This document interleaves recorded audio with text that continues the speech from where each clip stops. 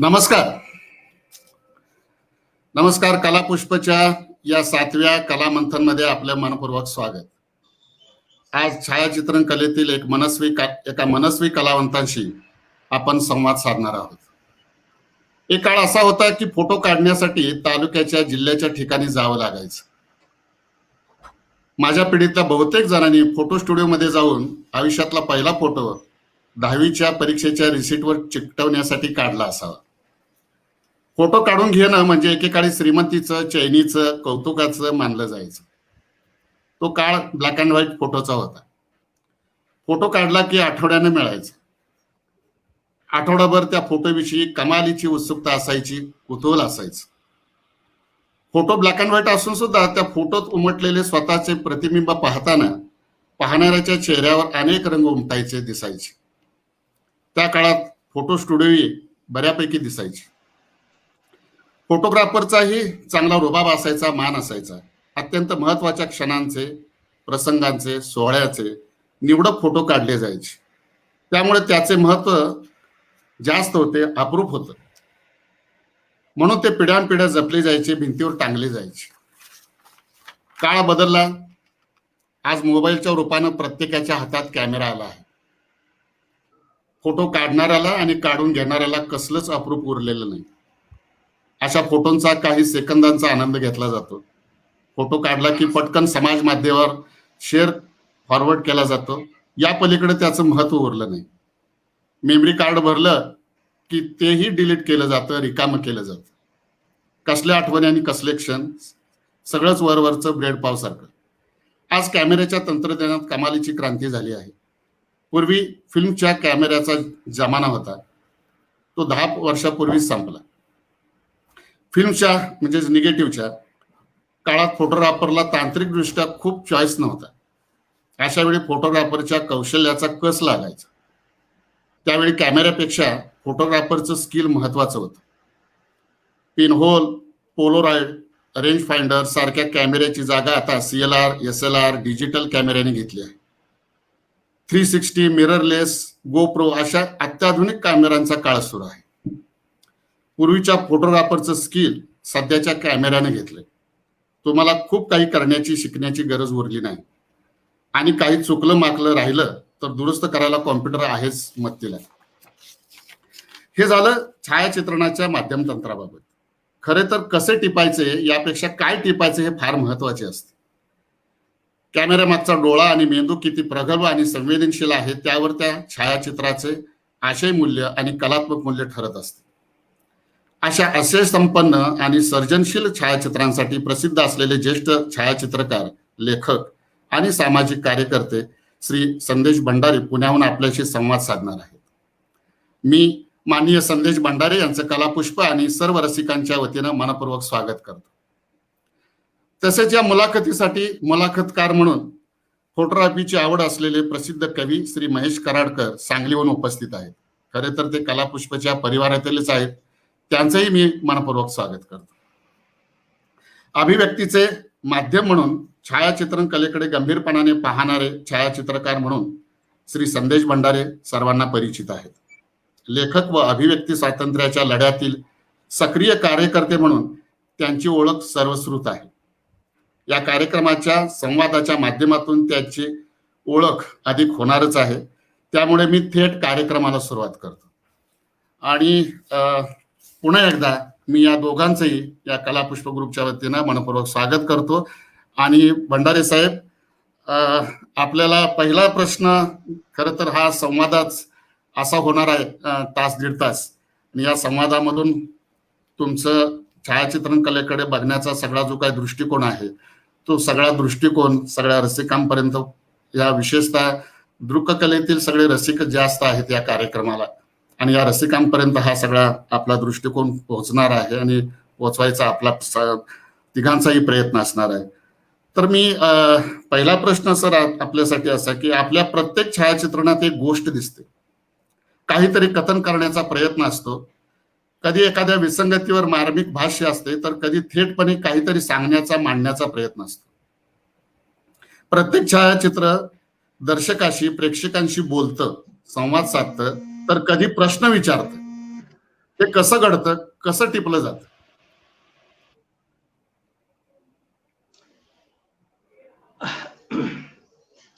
Thank you. खूप मोठा तुम्ही परिचय करून दिलात आणि त्याच्याबद्दल पहिल्यांदा.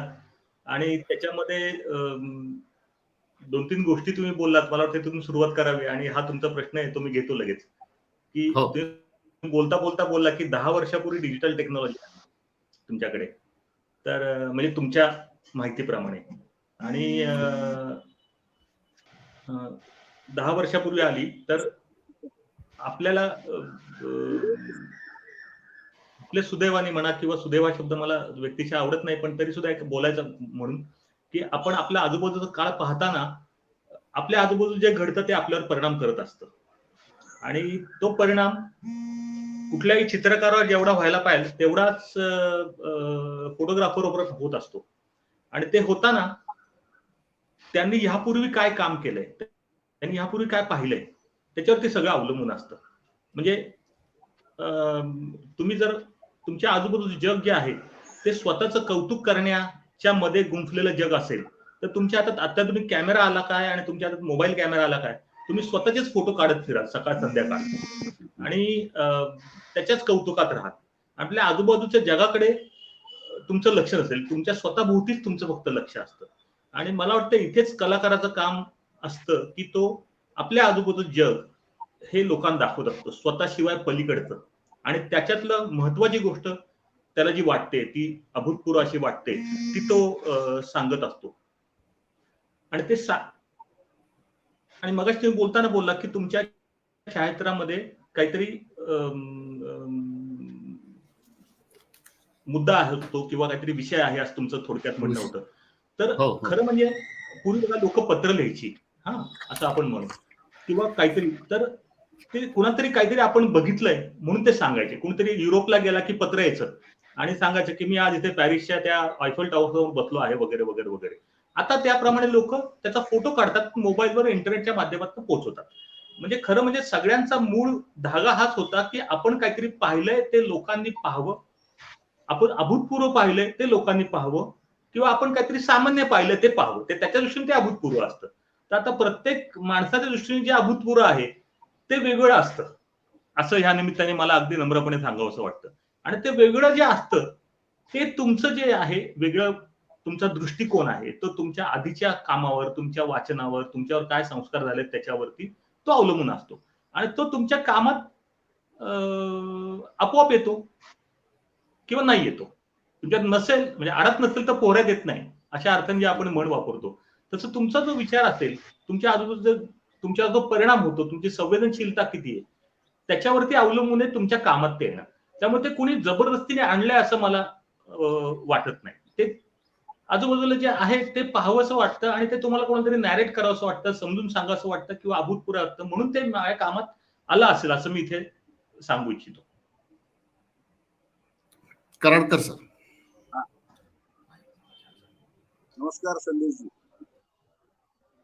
सर्वसामान्य कष्टकरी माणसांची सुखदुःख हरवत चाललेल्या आपल्या मातीतील परंपरा, लोककलावंतांचे जीवन या आणि अशा अनेक गोष्टींचे कितीतरी नेमके क्षण तुमच्या जीवनाने गोठवल्या. हा अनमोल मराठी ऐवज तुम्ही संस्कृतीला फार परिश्रमाने अखंड कला साधनेतून भाग केला. त्याबद्दल तुमच्यातल्या फोटोग्राफरला, जागरूक पत्रकाराला, चळवळीतल्या एका कार्यकर्त्याला आणि संवेदनशील लेखकाला कला पुष्पच्या वतीने आणि आम्हा सगळ्या मराठी माणसांच्या वतीने खूप खूप धन्यवाद आणि तुमच्या या अफाट अशा सृजनशील कर्तृत्वाला चला. माझा एक प्रश्न असा आहे की फोटोग्राफी हेच आपल्या जगण्याचं माध्यम आहे, हे तुम्हाला केव्हा आणि कसं उमजलं? या तंत्रामध्ये प्रावीण्य मिळवण्यासाठी तुम्ही काय काय केलं, त्यातली कलात्मकता कशी मिळवली?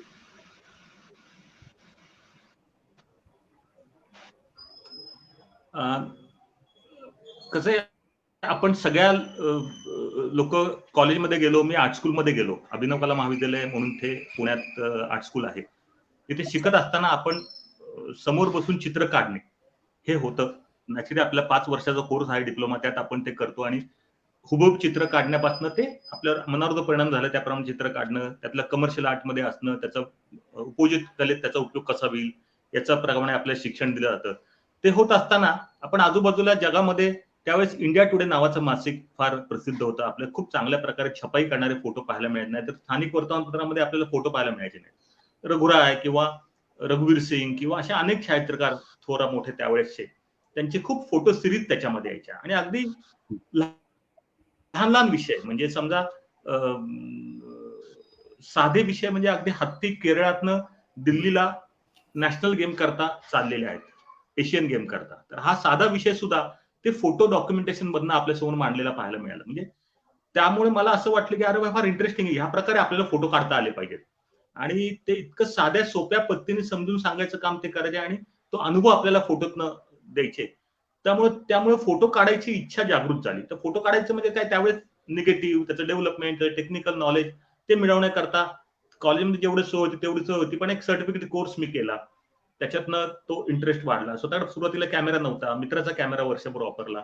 असं करत करत करत करत तो जो आपल्यावर प्रभाव पडतो मोठमोठ्या छायाचित्रकारांचा, तो पडलेला प्रभाव आपल्या कामात नैसर्गिकरित्या यायला लागला आणि मग त्याच्यातून मी फोटो काढायला सुरुवात केली. फक्त फोटो काढायचं काम करणं आणि ते डेव्हलप प्रिंट करून स्वतःची लॅबोरेटरी तयार करून ते केवढं काय त्या काळात अफोर्डेबल नव्हतं. आणि हे सगळं काम मासिकातलं काम आहे ते फोटो जर्नलिझमच्या पॉइंट ऑफ व्ह्यूचं होतं. आणि तिथे मला असं वाटलं की आपण सुद्धा फोटो जर्नलिझमच्या जवळपास काम केलं तर आपल्याला खूप आपली कामाची रग जिरेल असं मला वाटलं. आणि ते नॅचरल होतं आणि मला कुठल्याही उत्सुकता असणाऱ्या माणसाला की आजूबाजू जग पाहायची तसं मला वाटलं. त्याच्यामुळे मी तेव्हा असं वर्तमानपत्रात काम करायची संधी मला मिळाली. माझा सकाळ नावाचा पेपर पुण्यातला होता, त्याच्यामध्ये मी मुंबईत काम केलं. अर्थात मुंबईत काम करायची संधी मिळाली. तर मुंबईत मिळालं. मुंबईत एकदम मोठं जग सामोरं जायला मिळालं मला. माझा संपूर्ण आतापर्यंतचा म्हणजे 85, 86, 88 पर्यंतचा काळ सगळा पुण्यात गेलेला. आणि मग तेव्हा एका मोठ्या आधुनिक शहरात आपण एक मोठा धक्का बसतो आपल्याला आधुनिक शहराचा. आणि त्याच्यातून त्या मुंबईतल्या फास्ट जीवनामध्ये, स्पर्धेच्या जीवनामध्ये ती फोटोग्राफीचा कस पणायला लागला.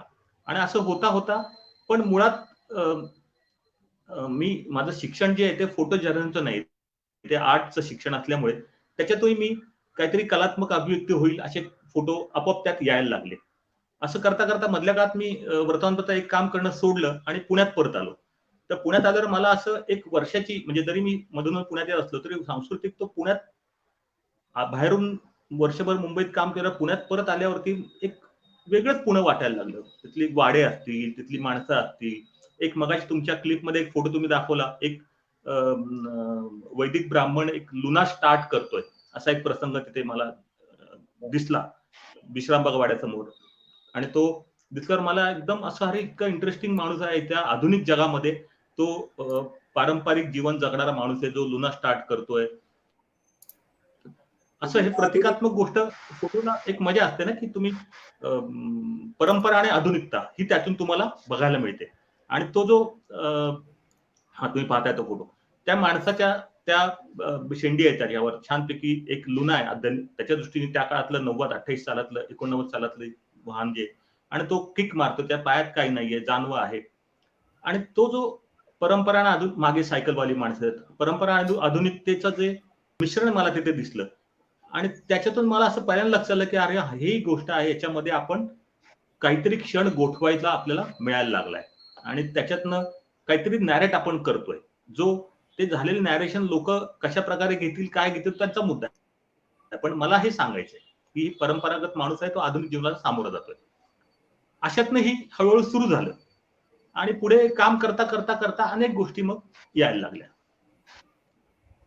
मग तो पुणेरी ब्राह्मण नावाने मग सिरीज माझी 95 साली प्रदर्शित मी एनसीपीए ला केली. एनसीपीए तेव्हा एक गॅलरी अशी होती, अगदी नम्रपणे सांगतो की तिथे फोटो गॅलरीचा आपण जर काही अर्ज केला तर काही फोटो पाठवले तर आपल्याला ते पूर्णपणे गॅलरी द्यायची, म्हणजे त्याचं भाडं वगैरे नाही, की छान गॅलरी.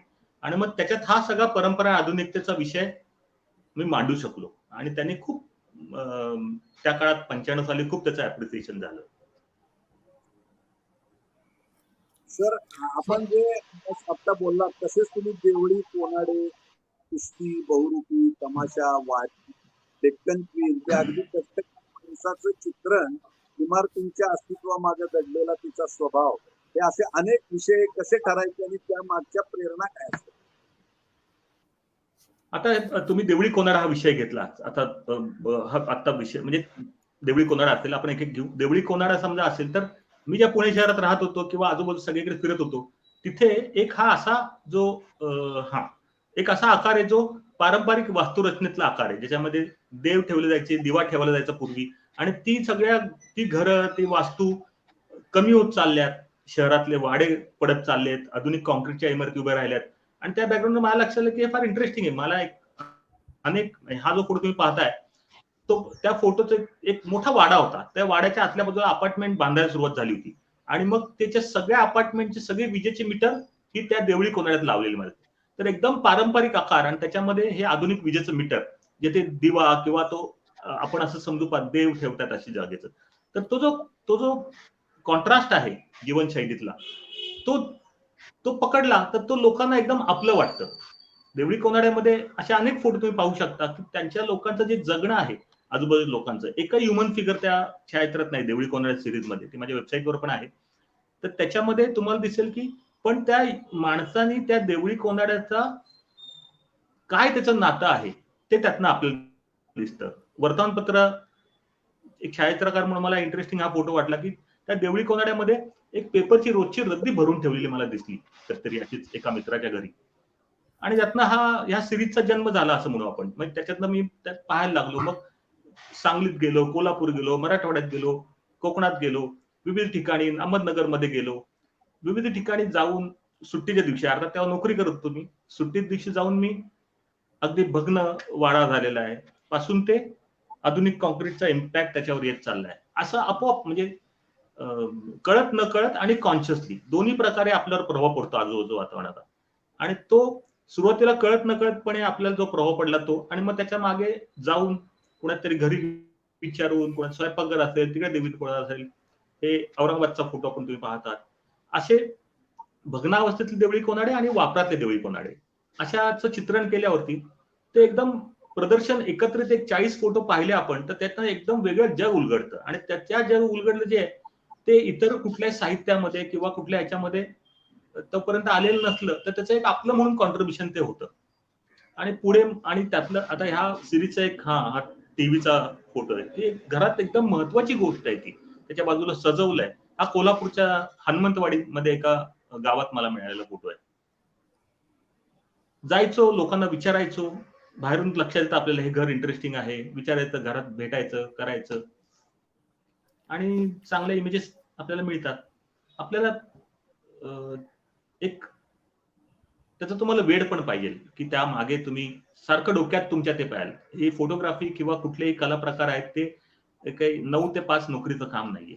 ते 24 तास तुमच्या डोक्यात असतं, आणि ते 24 तास तुमची प्रोसेस चालू असते, आणि त्यातनं ते पूर्णपणे तो प्रोजेक्ट उभा राहतो. तुम्हाला सांगतो याची सिरीजची मजा अशी आहे, म्हणजे हाचा विषय मी तुमचा प्रश्न याच्यात पुढे नेतो की हे फोटो सिरीज इब्राहिम अलकाझी म्हणून जे प्रसिद्ध नाटककार आणि मोठे चित्रांचे रसिक म्हणू आपण, चित्रांचे दृश्य माध्यमांचे, म्हणजे त्यांनी 28, 51, 52, 53 साली त्यांनी पिकासोच्या कामाचं प्रदर्शन मुंबईत भरवलं. ते आता नुकतेच मागच्या वर्षी वारले. मग पिकासोची चित्र मुंबईत या महाराष्ट्रात, भारतात जेव्हा लोकांकडे होती त्यांची जमा करून त्यांनी केलं होतं. आणि त्या काळात ते व्हॉट इज मॉडर्न नावाने हुसेन, रजा, सुजा, गायतोंडे हे सगळे त्यांचे मित्रमंडळी त्यांच्या समक आले. त्यांची सगळ्यांची कामं ते प्रदर्शित करायचे. आणि त्यांनी नंतर त्यांच्या आयुष्यामध्ये फोटोचा फार मोठे भारताच्या विषयीचे फोटो, लाखभर फोटो त्यांच्याकडे आहेत आता संग्रहात. आणि त्याच्यातनं माझा हा देवळी कोनाड्या संग्रह त्यांनी घेतला. मला इतकं बरं वाटलं की आपल्या कामाचं अशा प्रकारे अप्रिसिएशन ज्याला कळतं अशा माणसाकडनं झालं तर आपल्याला एक उत्साह वाटतो, आणि त्याच्यातून आपलं कामाचं गरज आहे त्या संबंधित कलेच्या रसग्रहण करणाऱ्या लोकांना, आणि आपल्या कामाचं महत्व करणारी माणसं कमी जरी असली तरी त्याच्यामुळे आपल्याला एक एनर्जी येते काम करायला. जेव्हा त्यांच्याशी प्रत्येक संवाद झाला तेव्हा त्यांनी ते बोलून पण दाखवलं की ते मला म्हणाले की तुम्ही जेव्हा दिल्लीला याल तेव्हा माझ्याकडे या, माझ्याकडचा संग्रह तुम्हाला मला दाखवायचा आहे. मला वाटलं की आपल्याला काय हा माणूस विचारतोय, काय करतोय, पण जेव्हा तिथे पाहायला गेलो तेव्हा मला लक्षात आलं की त्यांना का दाखवायचं होतं. आणि त्यांना हे अगदी, मी माझ्या त्या तमाशा पुस्तकाचा उल्लेख देखील केला की त्यांना अगदी मनापासून सांगायचं होतं की तुम्ही जे आजूबाजू जग पाहता ते आणि त्याचा संग्रह म्हणून एकत्र बाहेर जेव्हा येतो, तेव्हा एखाद्या लेखकाने, इतिहासकारांनी किंवा समाजशास्त्राने जे काम महत्वाचं असतं ते काम तुमचं कलाकार म्हणून समाजाकडे बघण्याचं असतं. आणि ते समाजाकडे बघणं जे आहे ते खूप अमूल्य असं असतं. आणि त्याचं मी माझ्या परीने जतन करण्याचा प्रयत्न करतो. तर एक फार मोठं त्यांनी कॉन्फिडन्स मिळतो.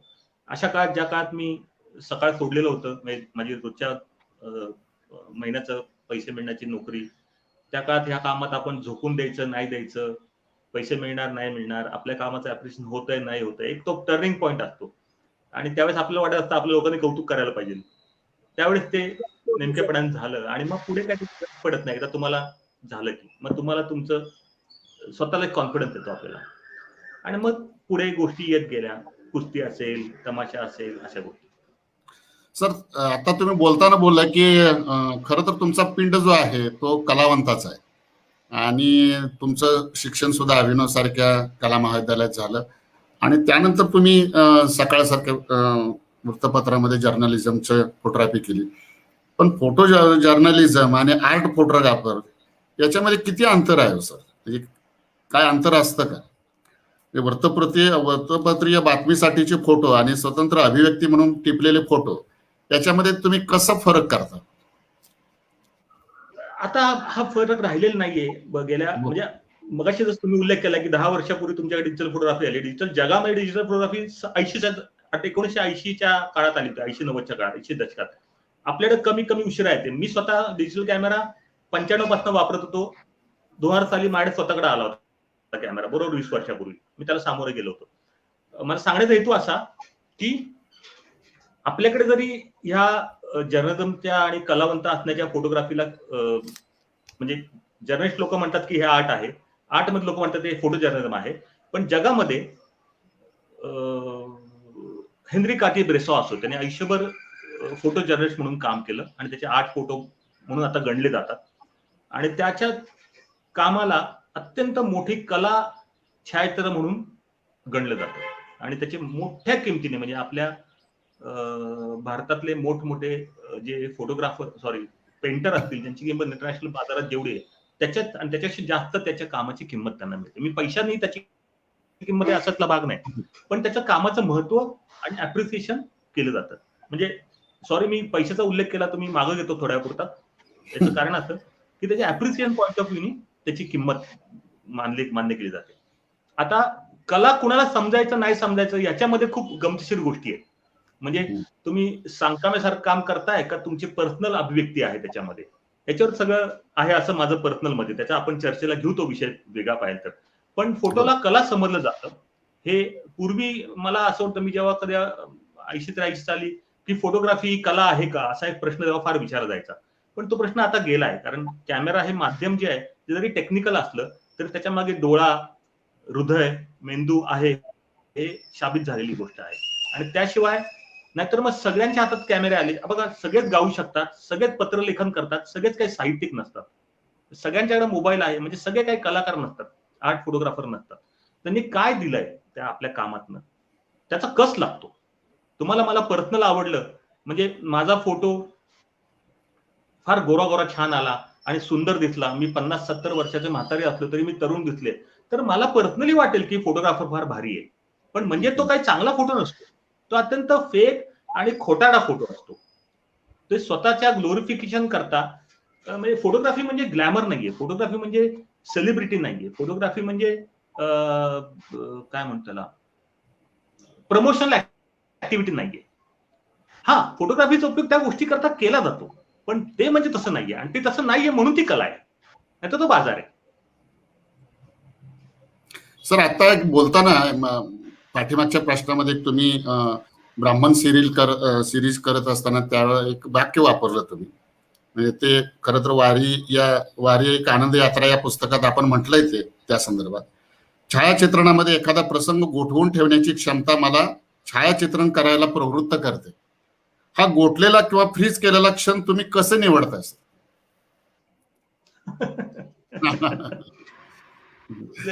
तो म्हणजे तो काय आपण भविष्य वक्ते वगैरे काही नसतो. हा आपण अँटिसिपेशन करू शकतो काही क्षणाचं, म्हणजे काही हजार सेकंदाच्या आत तुम्हाला ते इंडिकेट होतं की इथे काहीतरी घडतंय. समजा आता तो वारीचा तुम्ही विषय काढला आणि त्या गोठवल्या क्षणाचा तुमच्याकडे फोटो आहे, तर तुम्ही हो. दाखवलं तर मी सांगतो की त्यातला पहिल्या पानावर आम्ही जो फोटो वापरला तर तो येईपर्यंत मी बोलतो. तर तो वारी ही का आहे, समजा वारी आहे आणि त्याच्यामध्ये चंद्रभागेमध्ये एक स्नान लोक घालण्याचा प्रकार आपल्याला बघायला बऱ्याच प्रमाणात मिळतो आणि तो नाही पुढचा तो स्नान घालण्याचा फोटो आहे.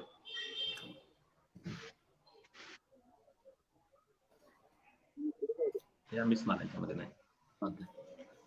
तर एक फोटो आहे त्याच्यामध्ये आपण मी वर्णन करतो वाटल्यात की त्याच्यामध्ये एका वृद्ध गृहस्थाला कोणीतरी स्नान घालतंय आणि ते स्नान घालणारा एक माणूस आहे, एक स्त्री महिला आहे, साधारणपणे त्यांच्या कुटुंबातला मुलगा किंवा सून असेल हा, आणि आजूबाजूला ते सगळे छान पाण्यात हे करतात. हाच फोटो.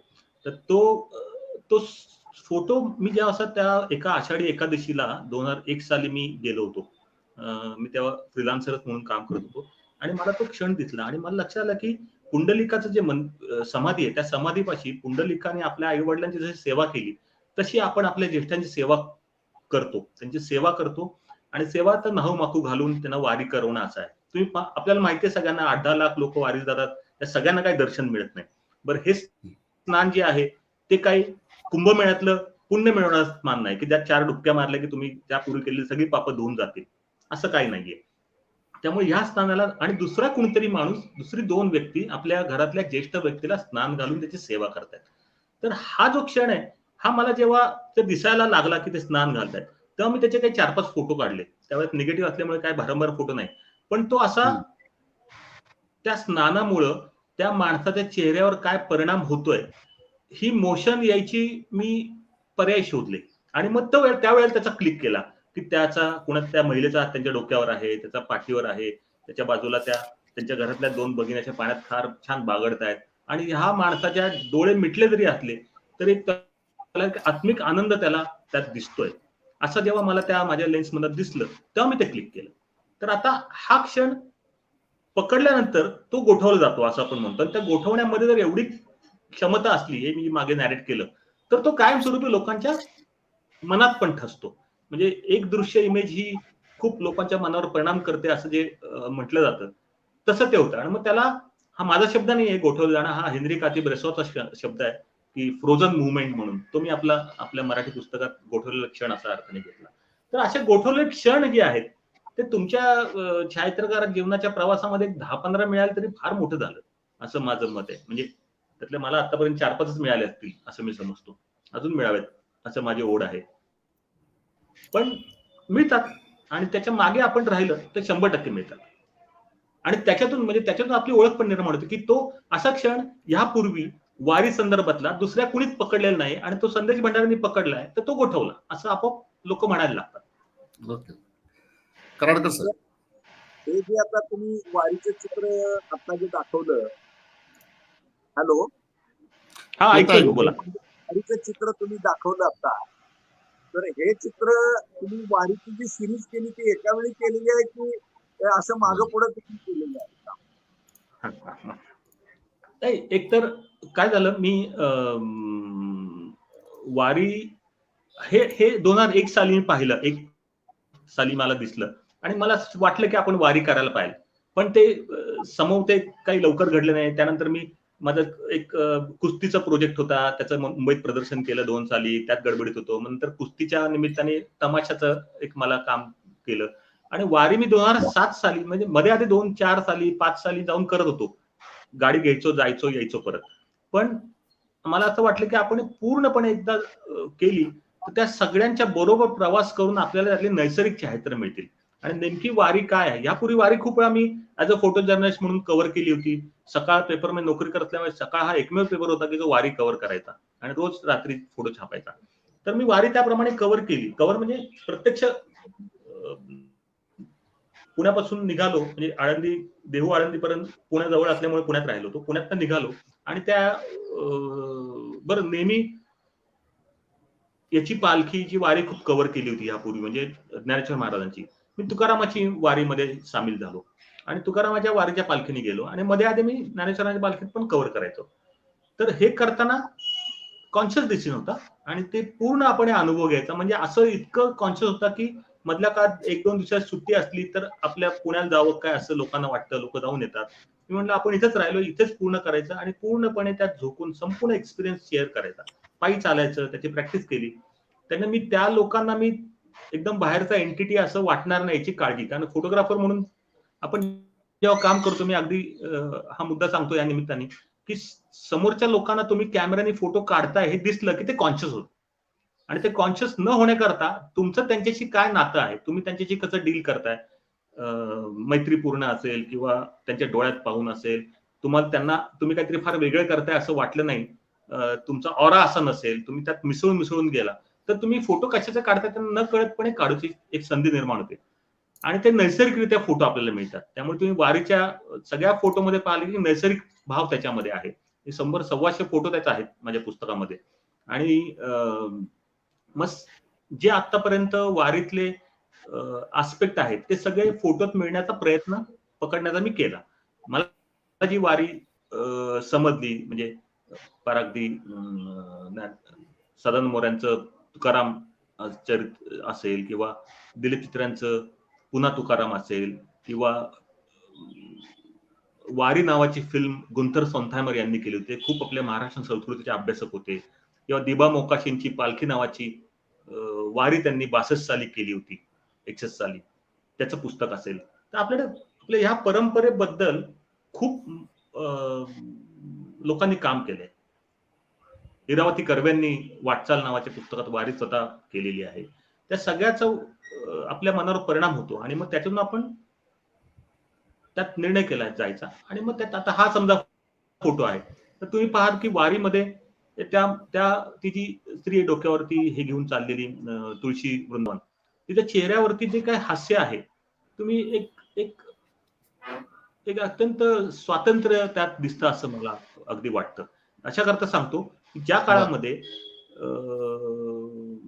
दलित आणि महिला यांना दुय्यम दर्जा होता आपल्या समाजामध्ये, त्या काळात वारीमध्ये महिला सामील होत होत्या 1000 वर्ष आणि त्यांना मोकळेपणाने सामील मिळायचं.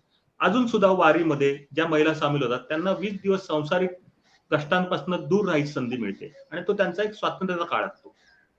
आपल्याला रोजच्या जीवनामध्ये आपल्याला खूप असिस्टंट असतात, घरात बायका घरकाम करायला आल्या तर त्यांना त्याचं महत्व वाटणार आहे, पण रोज कष्ट करणारी जी लोक आहेत त्या लोकांशी तो एक 20 दिवसाचे आनंद यात्रा असते असं मला वाटलं त्या सगळ्या प्रकरणामध्ये.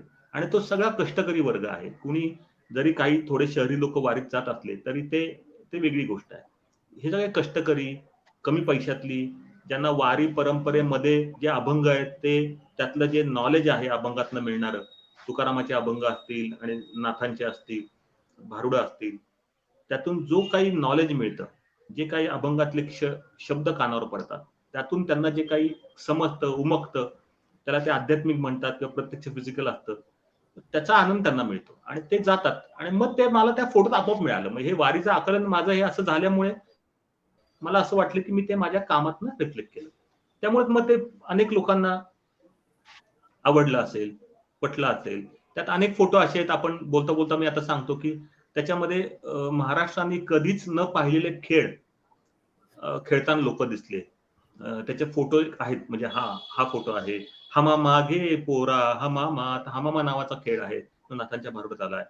फुगड्यांचे खेळ आहेत. पण हे सगळे खेळ तुम्हाला दिसतील. पकवा असेल, चक्करदंड असेल, असे सगळे खेळ ज्यांना त्यांच्या जात समूहामध्ये वेगळी नाव आहेत. हा अमृत मंथन नावाचा खेळ असेल.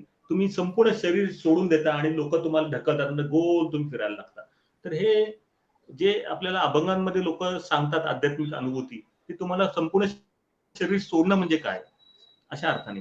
लंगडी असेल तर आणि परत तुम्हाला दिसतील की हे सगळे क्षण तुम्ही पाहता की यातले सगळ्या 80-90% खेळ स्त्रियांचे समज जातात आणि वारीमध्ये आपल्याला तुम्हाला दिसतात या फोटोमध्ये सगळे पुरुष खेळताना दिसतात. तर मग हे कसं काय? आपल्याला लहानपणात सांगतात की हे स्त्रियांचे खेळ आहेत, हे पुरुषांचे खेळ आहेत, पुरुषांनी हे खेळायचं नसतं, स्त्रियांना सांगतात पुरुषांचे खेळ तुम्ही स्त्रियांनी खेळायचे नाही. तर याच्यापेक्षा पलीकडे सगळं आपल्याला तिथे दिसतं. असं मी याच्यातनं भाष्य केलं तर फार काही चुकीचं ठरणार नाही.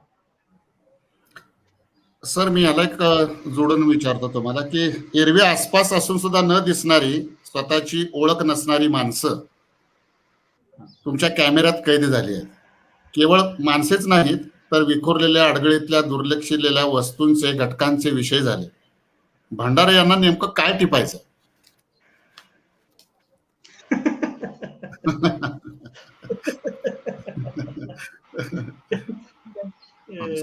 काय नाही बघा, आपण आता संवाद साधतोय, हे संवादाचं माध्यम आहे. मला मी काहीतरी टिपून तुम्हाला दाखवतोय असं नाही. मी असं म्हणतो की ही गोष्ट मला एकदम अप्रूप वाटली.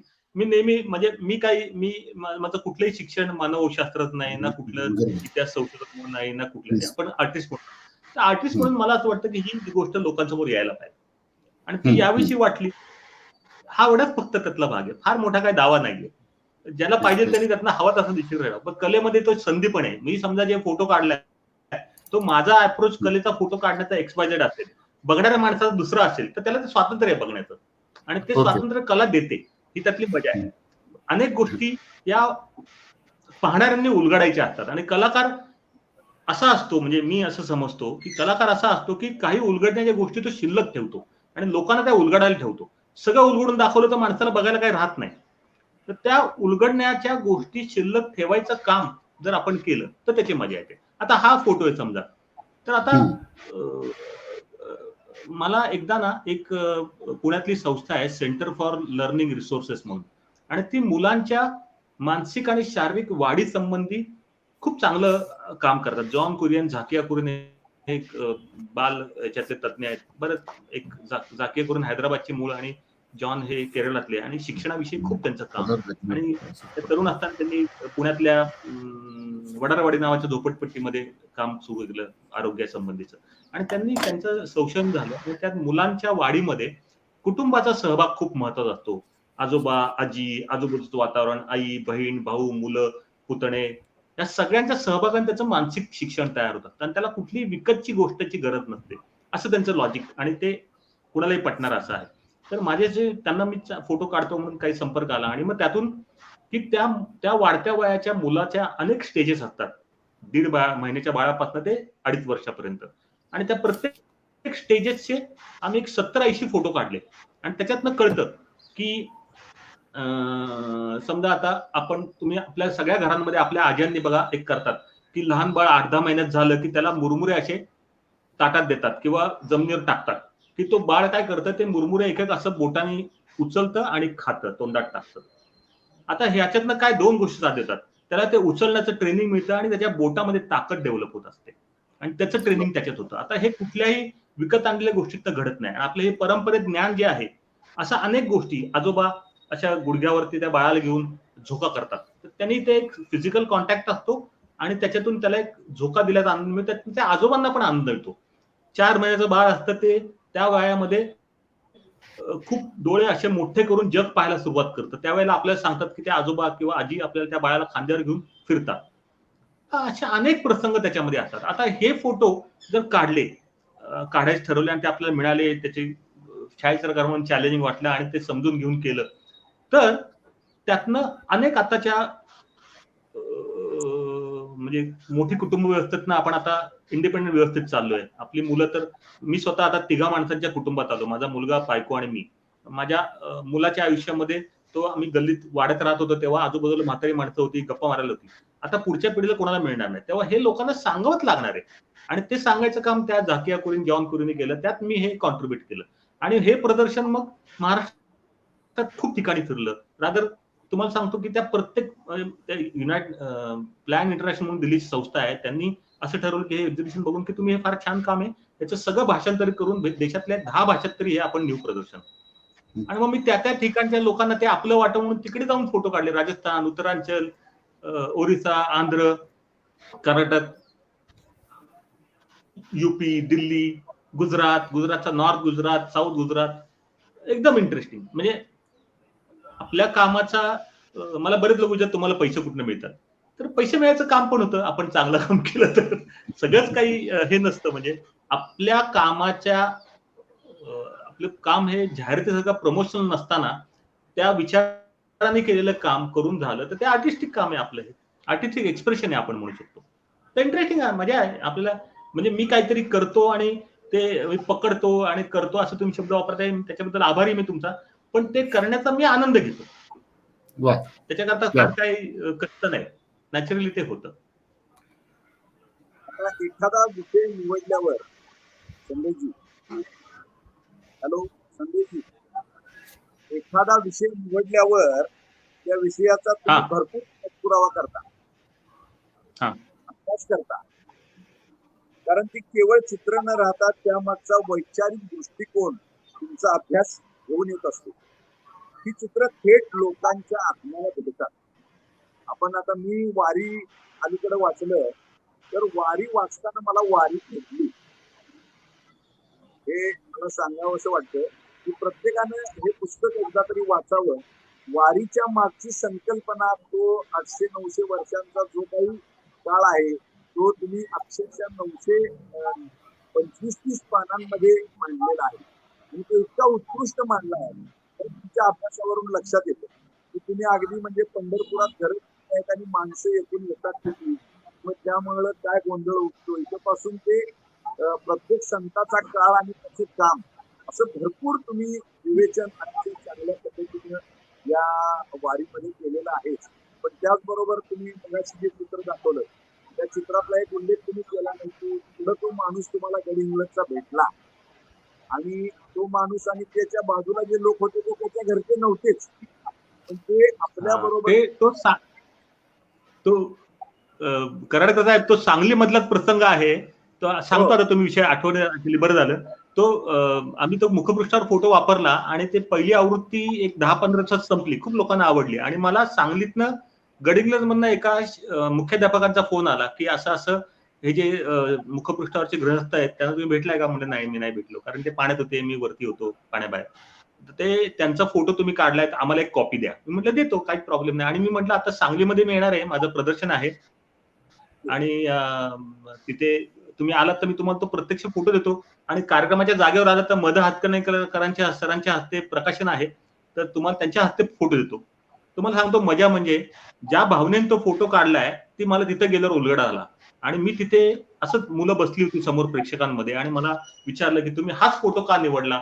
वारीचा फोटो म्हणजे आम्हाला नेहमी ते पताका घेऊन पळणारी माणसं असतात आणि काय काय काय काय विठ्ठलाचा फोटो असतो. तुम्ही एक लक्षात ठेवा, माझ्या वारीच्या पुस्तकात तुम्हाला विठ्ठलाचा फोटो दिसणार नाही. हे पण मी त्या ठिकाणी अगदी नम्रपणे सांगतो. म्हणजे विठ्ठलापेक्षा वारी करणारी माणसं जास्त महत्वाची आहेत, हा पण माझ्या दृष्टीने तो माणसांचा फोटो म्हणून मी त्याकडे पाहतो.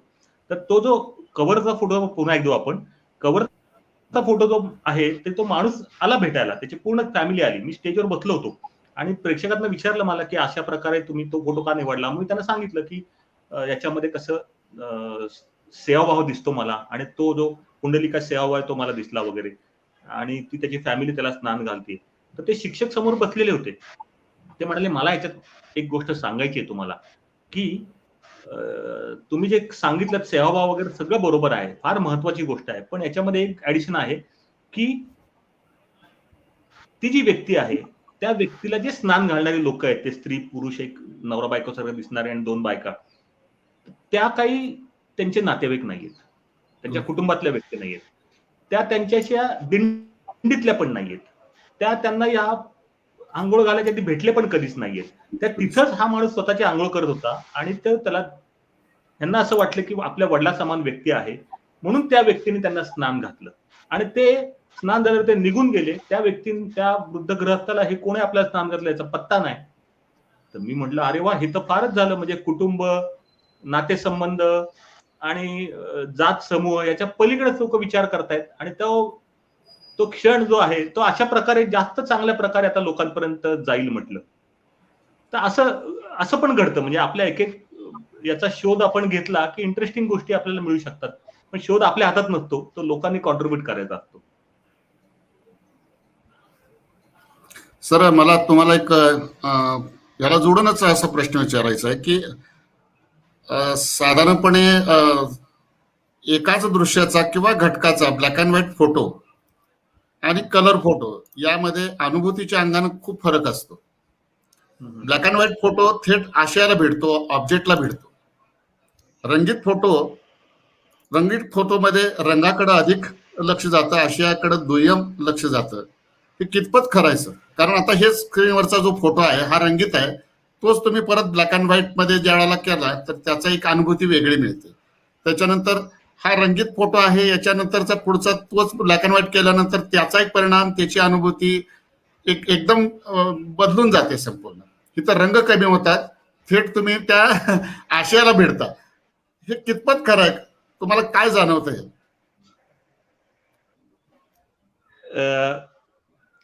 अवघड आहे हा प्रश्नाचं उत्तर लगेच कन्व्हिन्सिंगली देणं. पण मला एक थोडक्यात सांगायचं आहे की हा जो वारीचं पुस्तक आहे ना, त्या पुस्तकामध्ये ह्या गोष्टीचं आलेलं आहे की ब्लॅक अँड व्हाईट मध्ये आम्ही छापलं होतं.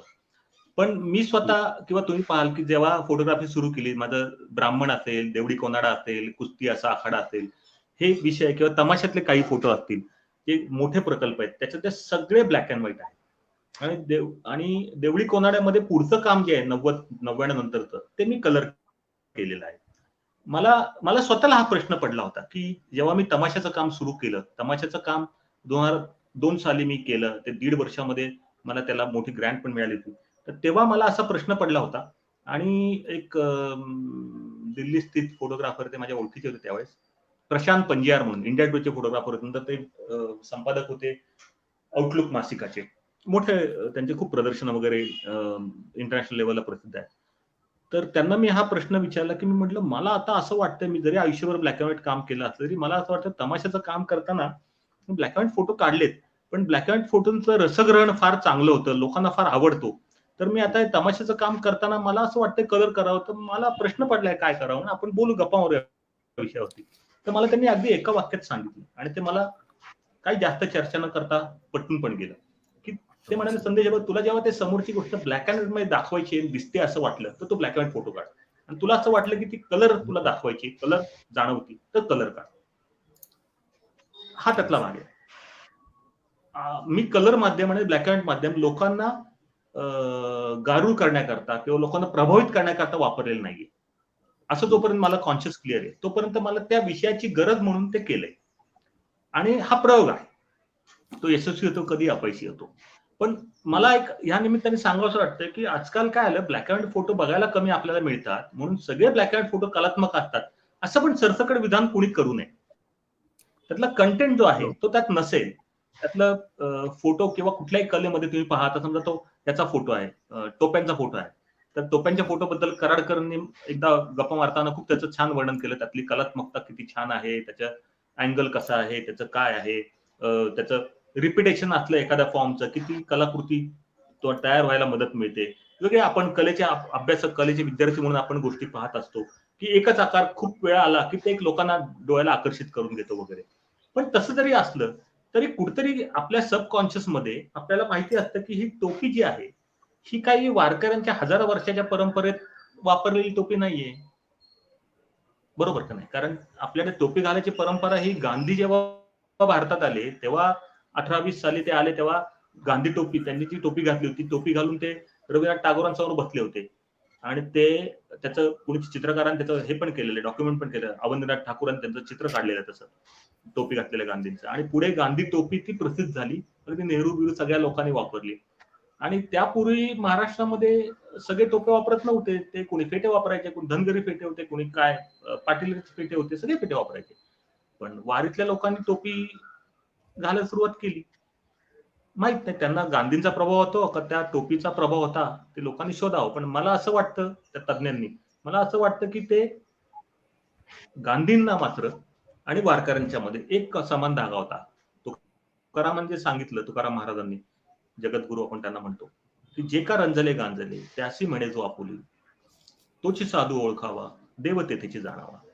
रंजल्या गांजल्यांच्या प्रती जी वारकऱ्यांमध्ये, तुकाराम महाराजांमध्ये जी त्यांच्याकडे लक्ष देण्याची भावना होती, साधू म्हणून त्याकडे लक्ष द्यायची, तो अभंग मात्र महात्मा गांधींना भाषांतरित इंग्रजीत करावासा वाटला आणि त्यांना त्यातलं हे भावलं. आणि गांधीजींच्या वैयक्तिक आयुष्यामधलं जे जगणं होतं, सामान्य माणसाप्रती त्यांचा जो भावना होती, त्यांनी आयुष्यभर जे काम केलं ते वारकऱ्यांना पण आवडलं. आणि म्हणून मग वारीत टोपी स्वीकारली असेल का, हा मला त्याच्यापुढे प्रश्न निर्माण करतो. आणि मला मग त्यावेळेला तो माझ्या फोटो प्रदर्शनामध्ये तो खास टोप्यांचा फोटो म्हणून मोठ्या आकारात प्रदर्शित करतो. आता ह्याच्या मागे काहीतरी दृष्टिकोन आहे. तुमच्याशी बोलताना हा संवाद आहे आपला म्हणून मी सांगतो. फोटोवर कधी बोलायचे प्रसंग यायला नाही पाहिजे. पण आपल्या चर्चेमध्ये लोकांना काय त्याच्या मागची भावना आहे असा मला कोणी प्रश्न विचारला, तर मी हे अगदी सांगणं माझं कर्तव्य समजतो. आणि अशा अनेक गोष्टी लोकांनी उलगडाव्यात अशी मला अपेक्षा आहे प्रेक्षकांकडनं. Sir Savarkar sir. तर तुम्ही 3.5 वर्ष जवळजवळ तमाशाच्या उपक्रमावर किंवा तुमच्या प्रोजेक्टवर काम केलं. तर हा जो प्रोजेक्ट होता त्यावेळी सुद्धा मला आजच आमचे देवळेकर आणि यांनी सुद्धा काही माहिती सांगितली की तुम्ही कसे जात होतात आणि कसं काम करत होतात ते. तर त्या लोकात तुम्ही जसं मगाशी म्हणालात की त्यांच्यातले होऊन जात होतात आणि ते काम करत होतात. तर हा जो तुमचा स्वभाव आहे, या स्वभावातून मला वाटतं की तुम्ही एक उदाहरण म्हणून मी सांगतो की ते नामा इरळीकरांचं जे तुम्ही फोटोग्राफी केली किंवा त्यांच्या बरोबर राहिलात, तो किस्सा थोडा एक सांगावा आणि तुम्ही त्यांच्या बैलगाडीतून कसे गेलात आणि कशी तुम्ही चित्र काढलीत आणि हे सगळं करत असताना तुम्हाला काय अनुभव आले? नामा रेळकर एक मोठा सोंगाड्या होता, ज्याला आयुष्यात कधी फार म्हणजे अनेक सोंगाड्यांना महाराष्ट्रामध्ये किंवा त्यांच्या गावामध्ये ही गर्दी लोटायची त्यांच्या कामाला, पण सगळ्यांचं अप्रिशिएशन नाही झालं. म्हणजे अनेक लोकांचं नाही झालं दुर्दैवाने. ऍक्च्युली ही जी भावना होती ना, म्हणजे समजा मी पहिल्यांदा 2001 साली फ्रीलान्स काम सुरू करताना तमाशात त्या नारायणगावला गेलो आणि विठाबाई मांग तिथे तिने तमाशात काम करत नव्हती, ती आता वृद्ध झाली होती आणि तिच्या मुलीच्या तमाशात ती आली होती आणि ज्याप्रमाणे तिचा वावर होता, मला असं वाटलं की अरे एवढ्या मोठ्या कलावंता स्त्रीच्या आयुष्याचा जो शेवटचा भाग आहे तो अशा प्रकारे जातो आणि ते मला काही बरं नाही वाटलं. मग मी असं विचार केला की ह्या मोठ्या कलावंताला शासनाकडनं तिच्या नावाने आता पुरस्कार आहे, तिला काही मदत मिळते, पण एका माणसाला मिळते. मात्र तमाशा कला ही महाराष्ट्राची कला आहे आणि ती महाराष्ट्राची कला जी आहे ती नामायरेकर पासून विठाबाई पासून ते नामायरेकर पर्यंत अशा सामान्य कलाकारांची आहे, ज्यांचा चेहरा ना काय ना काही नाही. चेहरापणती तर लांबचीच गोष्ट त्यांच्या कामाच्या कॉन्ट्रीब्युशन. मात्र आम्ही मध्यमवर्गीय शहरी सगळी लोक, महाराष्ट्राचा अभिमान असणारी माणसं आपल्यासारखी सगळी, त्यांना वाटतं की तमाशा आमची कला आहे, आमची फार महत्वाची सांस्कृतिक हे आहे असं वाटणार अभिमानाने आपण व्यक्त करतो. तर नेमकं सामान्य कलाकारांचं तमाशाचं काय आहे आपल्या महाराष्ट्रामध्ये, त्याचं जरा आपण पाठपुरावा करावा. सुरुवातीला जाऊन मी काही 4, 6, 8-10 रोल खर्च केले ब्लॅक अँड व्हाईट मध्ये आणि नंतर मग मला माझ्या अनेक प्रोजेक्टला मी स्वतःच्या इनिशिएटिव्हने 8-8, 10-10 वर्ष केले. पण त्यावेळेस एक इंडिया फाउंडेशन फॉर आर्ट नावाची संस्था आहे बेंगलोरची, ती अशा टाईपच्या फोटो डॉक्युमेंटेशनला, फोटो संशोधनाला मदत करायची. तुम्ही एक प्रपोजल त्यांच्याकडे पाठवलं की त्यांची एक पद्धत आहे त्या पद्धतीचं करून तुम्ही अजूनही आपल्या हे कोणी ऐकत असतील त्यांना मी सगळ्यांना सांगतो की इंडिया IFA.org नावाची संस्था आहे. आता सुद्धा यावर्षी त्यांचं फोटो डॉक्युमेंटेशन प्रोग्राम आहे उघडलेला. तुम्ही अर्ज करू शकता. जून जुलैमध्ये त्याची तारीख आहे किंवा पुढच्या वर्षी करा, काय फरक पडत नाही, चांगली तयारी करून करा. आणि तसं मी केला अर्ज. मला कोणीतरी एका कलकत्त्याच्या मित्राने सांगितलं. त्याचा एक फायदा असा मला अगदी सांगावंसं वाटतं की 1.5, 2, 3 वर्षामध्ये तमाशा काय हे मी कव्हर करू शकलो. आणि त्याचं कारण असं की तमाशा परत परत बदलत असतो. 10-15 वर्षांनी त्यात खूप बदल होत असतात आणि बदलणं हे ती परंपरा जिवंत असल्याचं लक्षण पण मानलं जातं याच्यामध्ये, कलेच्या ह्याच्यामध्ये. तर ते झाल्यावरती मग मी त्याच्यात सिरियसली सामान्य कलावंतांचं काय स्थिती आहे हे पडद्यामागची आणि पडद्यावरची आणि त्यांची अभिव्यक्ती काय आणि लोकांना, प्रेक्षकांना तमाशा तो का आवडत असेल, काय त्याचं प्रेरणा असतील, हे शोधायचा प्रयत्न केला आणि ते फोटो पकडण्याचा प्रयत्न केला. त्याच्यातून मग ते माझा तमाशा मुखपृष्ठावरचा तो फोटो तुम्ही परवा याच्यात दाखवला की महाराष्ट्रातील शेतकरी 2 वेळा खळून असतो. एक सुगीच्या काळात आणि एकदा तमाशा गावात येतो तेव्हा. आपल्याला तमाशाबद्दलच्या अत्यंत वाईट गोष्टी लोकांसमोर आहे, पण तमाशाच्या बद्दल गावात जेव्हा जत्रा असते, गाव जत्रा, तेव्हा 2 गोष्टीवर सगळ्यात जास्त पैसे खर्च केले जातात. सगळ्यांना तुम्हाला माहिती आहे. मला मी सांगायची गरज नाही, तुम्ही सांगितले आहात. त्याचं तमाशाचं खूप मोठं काम आहे की वार्षिक जत्रेला कुस्तीचा आखाडा आणि तमाशा या 2 गोष्टीवरती निम्मे पैसे खर्च होतात आणि त्या दिवशी गावातनं आपले गावात कष्टकरी म्हणजे प्रवासी भारतीय आपण त्यांना म्हणतो, जे मुंबईत नोकरीला गेलेत, गोव्यात गेलेत, शहरात आलेत, ते आपल्या गावी येतात आणि ते तो सगळा दिवस करतात. तर ते सगळं मला टिपायचं मनात आलं आणि मग मी त्याप्रमाणे ठरवलं की आपण अशा गावात निवडू ज्या गावात तमाशा होईल की ज्या गावामध्ये शेवटचा 4-5 किलोमीटर रस्ता मातीचा असेल. ही 2003 सालची गोष्ट आहे आणि ते करू.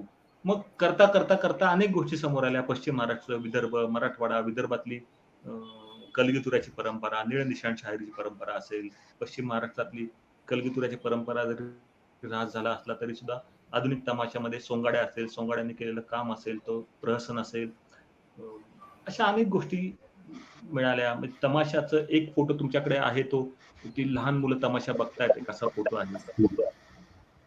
तर तो फोटो तर मी अगदी नाही, पुढचा फोटो दुसरा हा एक वेगळा आहे. हा हा हा मागचा हा जरा मोठा करा, वरची पुन्हा. तर हा फोटो खूप लोकांना मी प्रेमाने दाखवतो की त्याच्यामध्ये तुम्ही बघाल की एकच प्रसंग आहे. काळू बाळू म्हणजे फेमस केलेलं पात्र आहे पोलिसाचं, ते आडवं पडलेलं आहे आणि मुलंही बघतात आणि त्या मुलांची आणि प्रेक्षकांची वेगवेगळे चेहऱ्यावर भावभावना आहेत. कुणी एकदम उत्सुकतेने बघतंय, कुणी घाबरलंय, कुणी आनंदाने बघतंय, कुणी हसतंय. तर एकाच प्रसंगाला प्रेक्षक वेगळ्या प्रकारे सामोरे जातात आणि हे फक्त जिवंत नाटकामध्येच घडतं, तमाशामध्येच घडतं. समोरचा प्रसंग जसा जसा आकलन प्रेक्षकांना त्याप्रमाणे त्यांच्या चेहऱ्यावर हावभाव येतात. तर हे दिसणं किंवा आपल्याला पूर्वी लोकांनी सांगितलं की झाडाखालचा तमाशा आता संपला आणि पूर्वी तमाशामध्ये कुठल्याही प्रकारचं मोठं कॉस्ट्युम लागायचं नाही, वेशभूषा लागायची नाही, स्टेज नसायचं, पडदे नसायचे, बॅकड्रॉप नाही, पण तरी तमाशा व्हायचं. असे पण फोटो मला काही मिळाले जे आता एकदम ऐतिहासिक म्हणून गणले जातात. आणि त्या 3 वर्षामध्ये जे काही मी काम केलं ते तमाशातला सर्वसामान्य लोकांचा तमाशा महाराष्ट्रात काय आहे हे अभिमानाने सांगावं असं अनेकांना वाटलं. अगदी गिरीश कर्नाड असेल, तुमचे तेंडुलकर असतील, तुमचे भास्कर चंदावरकर असतील, ते अगदी आवर्जून हा बघा हा आमचा तमाशा असं सांगू लागले. आणि तमाशाचं जे वेगळ्या दुसऱ्या प्रकार स्वरूप असतं तो वेगळा तमाशा होता. त्याचा शासनावर पण परिणाम झाला त्या काळात. ते मी सांगणं बरोबर नाही, पण ह्या ढोलकी फडाच्या तमाशाच्या स्पर्धा पुन्हा घेतल्या जाऊ लागल्या. त्याच्याकडे काहीतरी फोकस झाला. तमाशा कलावंतांना ही पुस्तकं मी जाऊन दिली. त्यांना पण आपण जे स्वाभिमानाने त्यांचं जे जगणं होतं तमाशा कला करताना, ज्याप्रमाणे त्यांच्याकडे पाहिलं जातं अवहेलनेने, तर त्यांना त्याचं स्वाभिमानाने जगणं जे आहे ते मी चित्रित केल्यामुळे त्यांना पण आपलं एक आत्मभान जागृत व्हायचं काम मदत झाली. काही लोकांनी असं म्हणाले की तमाशा रिवाईव्ह व्हायला मदत झाली. तर अशा अनेक गोष्टी घडतात. आपण आपलं काम करत असतो. लोकांनी बोलायची संधी असते, त्यांनी बोलायचं. कराडकर साहेब.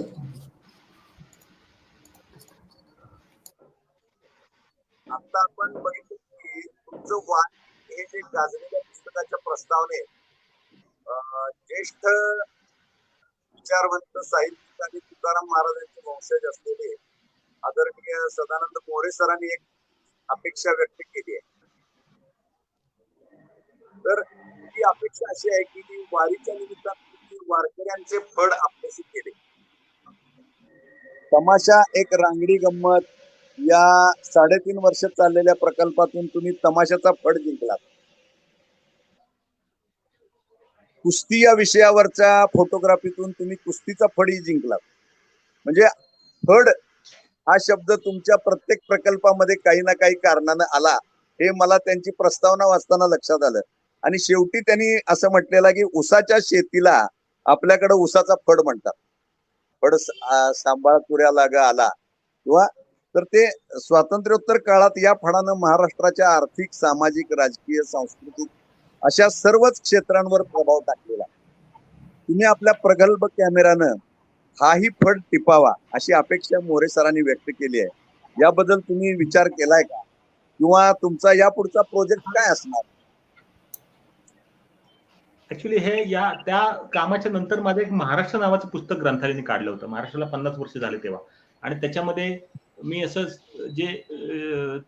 जो सामान्य माणूस जो आहे त्याचं काय दैनंदिन जीवन आहे आणि काय त्याची स्थिती आहे हे सांगणारा त्याच्यात फोटो होते आणि त्या मजकूर होता.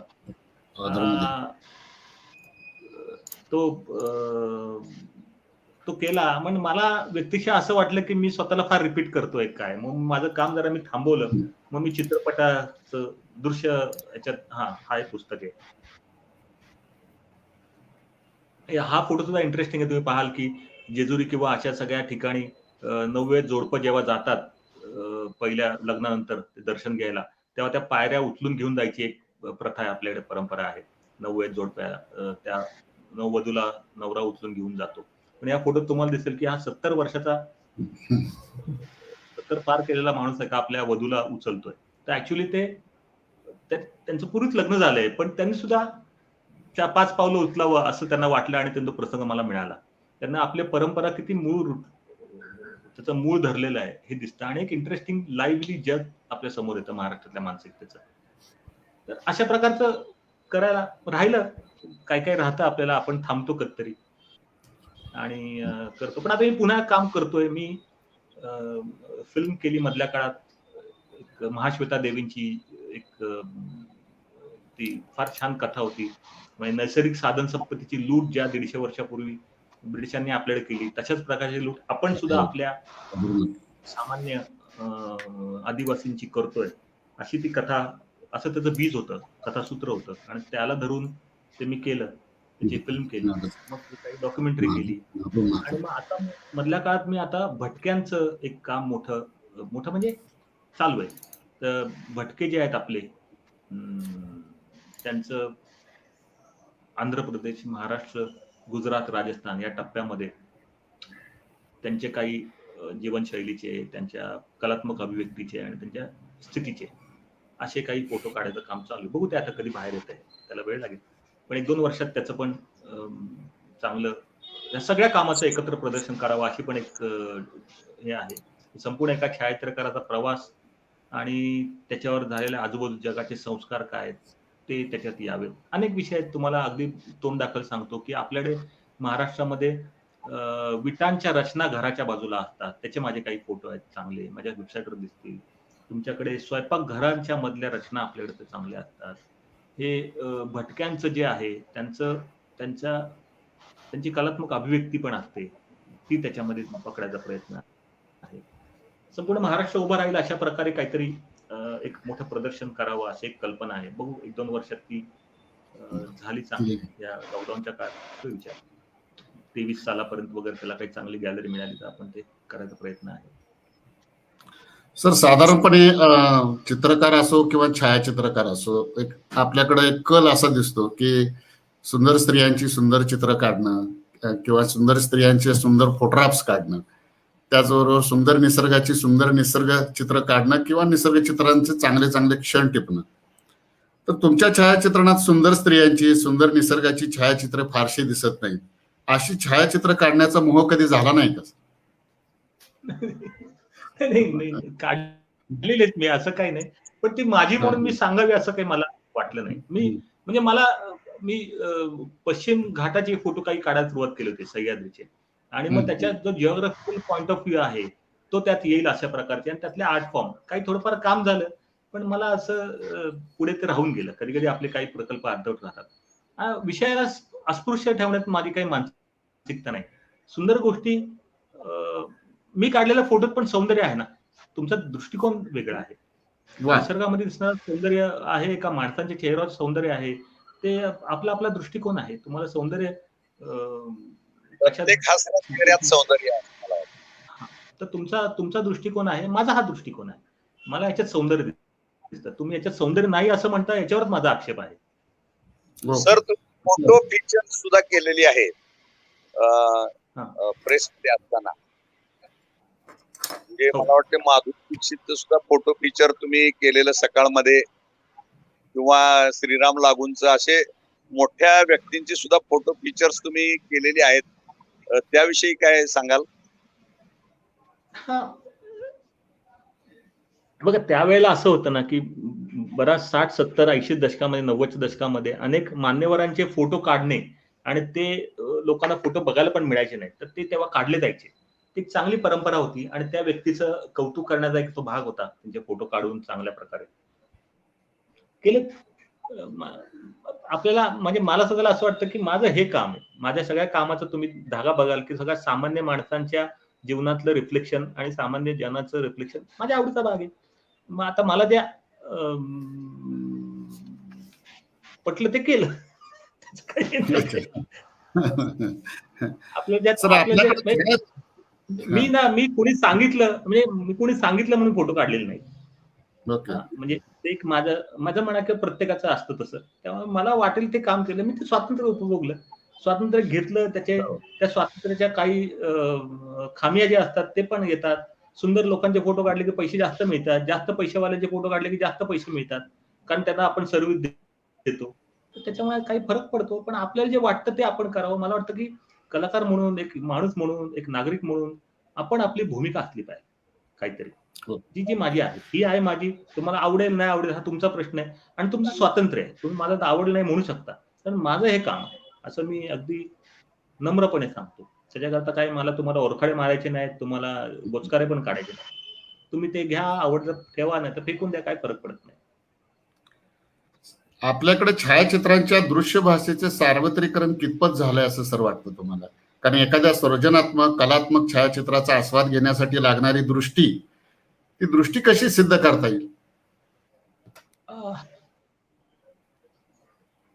हा मुद्दा आहे. आपल्याकडे आपण तुलना करतो चांगल्या गोष्टीची, आपण तुलना करतो मोकळेपणाची. तर म्हणून आपण एवढं फक्त घेऊ. जेवढं झालंय आता मी असं म्हणू शकत नाही, की माझ्या स्वतःच्या कामाचे मराठी 3 मोठ्या प्रकाशकांनी पुस्तक काढली. जे उपहागृह असेल, ग्रंथालय असेल, मनोविकास असेल आणि ती खूप गाजली. मी असं म्हणू शकत नाही, की महाराष्ट्रातल्या माणसांनी मी केलेल्या कामाचं ॲप्रिशिएट केलं नाही. ते चांगलं ॲप्रिशिएट झालं. पण आपल्याकडे आपण कलाकार म्हणून तक्रार करायला आपल्याला कायम संधी असते. तर मी तक्रार करतो समजा, की दृश्य माध्यमातली जी ताकद आहे, ती समजणारी माणसं अलकाजी सारख्या माणसांकडे ज्या लोकांनी शिक्षण घेतलं, त्या लोकांना पण नाही कळलेलं दुर्दैवाने. म्हणजे अलकाजींनी आम्हाला नॅशनल गॅलरी ऑफ मॉडर्न आर्टमध्ये जाऊन घेऊन जायचे. पण त्यांच्या कामात कुठे त्यांचं ते दिसलं नाही. त्यांच्या बोलण्यात ती दृश्यात्मक जाणीवा समृद्ध झाल्या का हे मला कळलं नाही. आपल्याकडे त्या प्रकारचं शिक्षणच नाही. म्हणजे दृश्य समजून घ्यायचं असतं. त्याचं एज्युकेशन असतं. मध्ये पुण्यात माधुरी पुरंदरेने हा प्रयोग केला होता. दृश्य चित्र, दृश्य वाचन अशा प्रकारे मी पण त्यात सहभागी होतो. आणि दृश्य वाचनाचं करावं लागेल. खूप काम त्यात करावं लागेल. हा जो तुमचा प्लॅटफॉर्म आहे कला पुष्प नावाचा, तो पण दृश्य माध्यमाची साक्षरता वाढवायचं काम करतो. असं समजूनच मला तुमच्याशी बोलायला बरं वाटतं ना नॅचरली. तसं हे काम खूप वर्ष करायला लागेल. नाटकाचं तुम्ही बघा, की मराठी नाटकं एक काळ असा होता, की फक्त पॉप्युलर नाटकं व्हायची.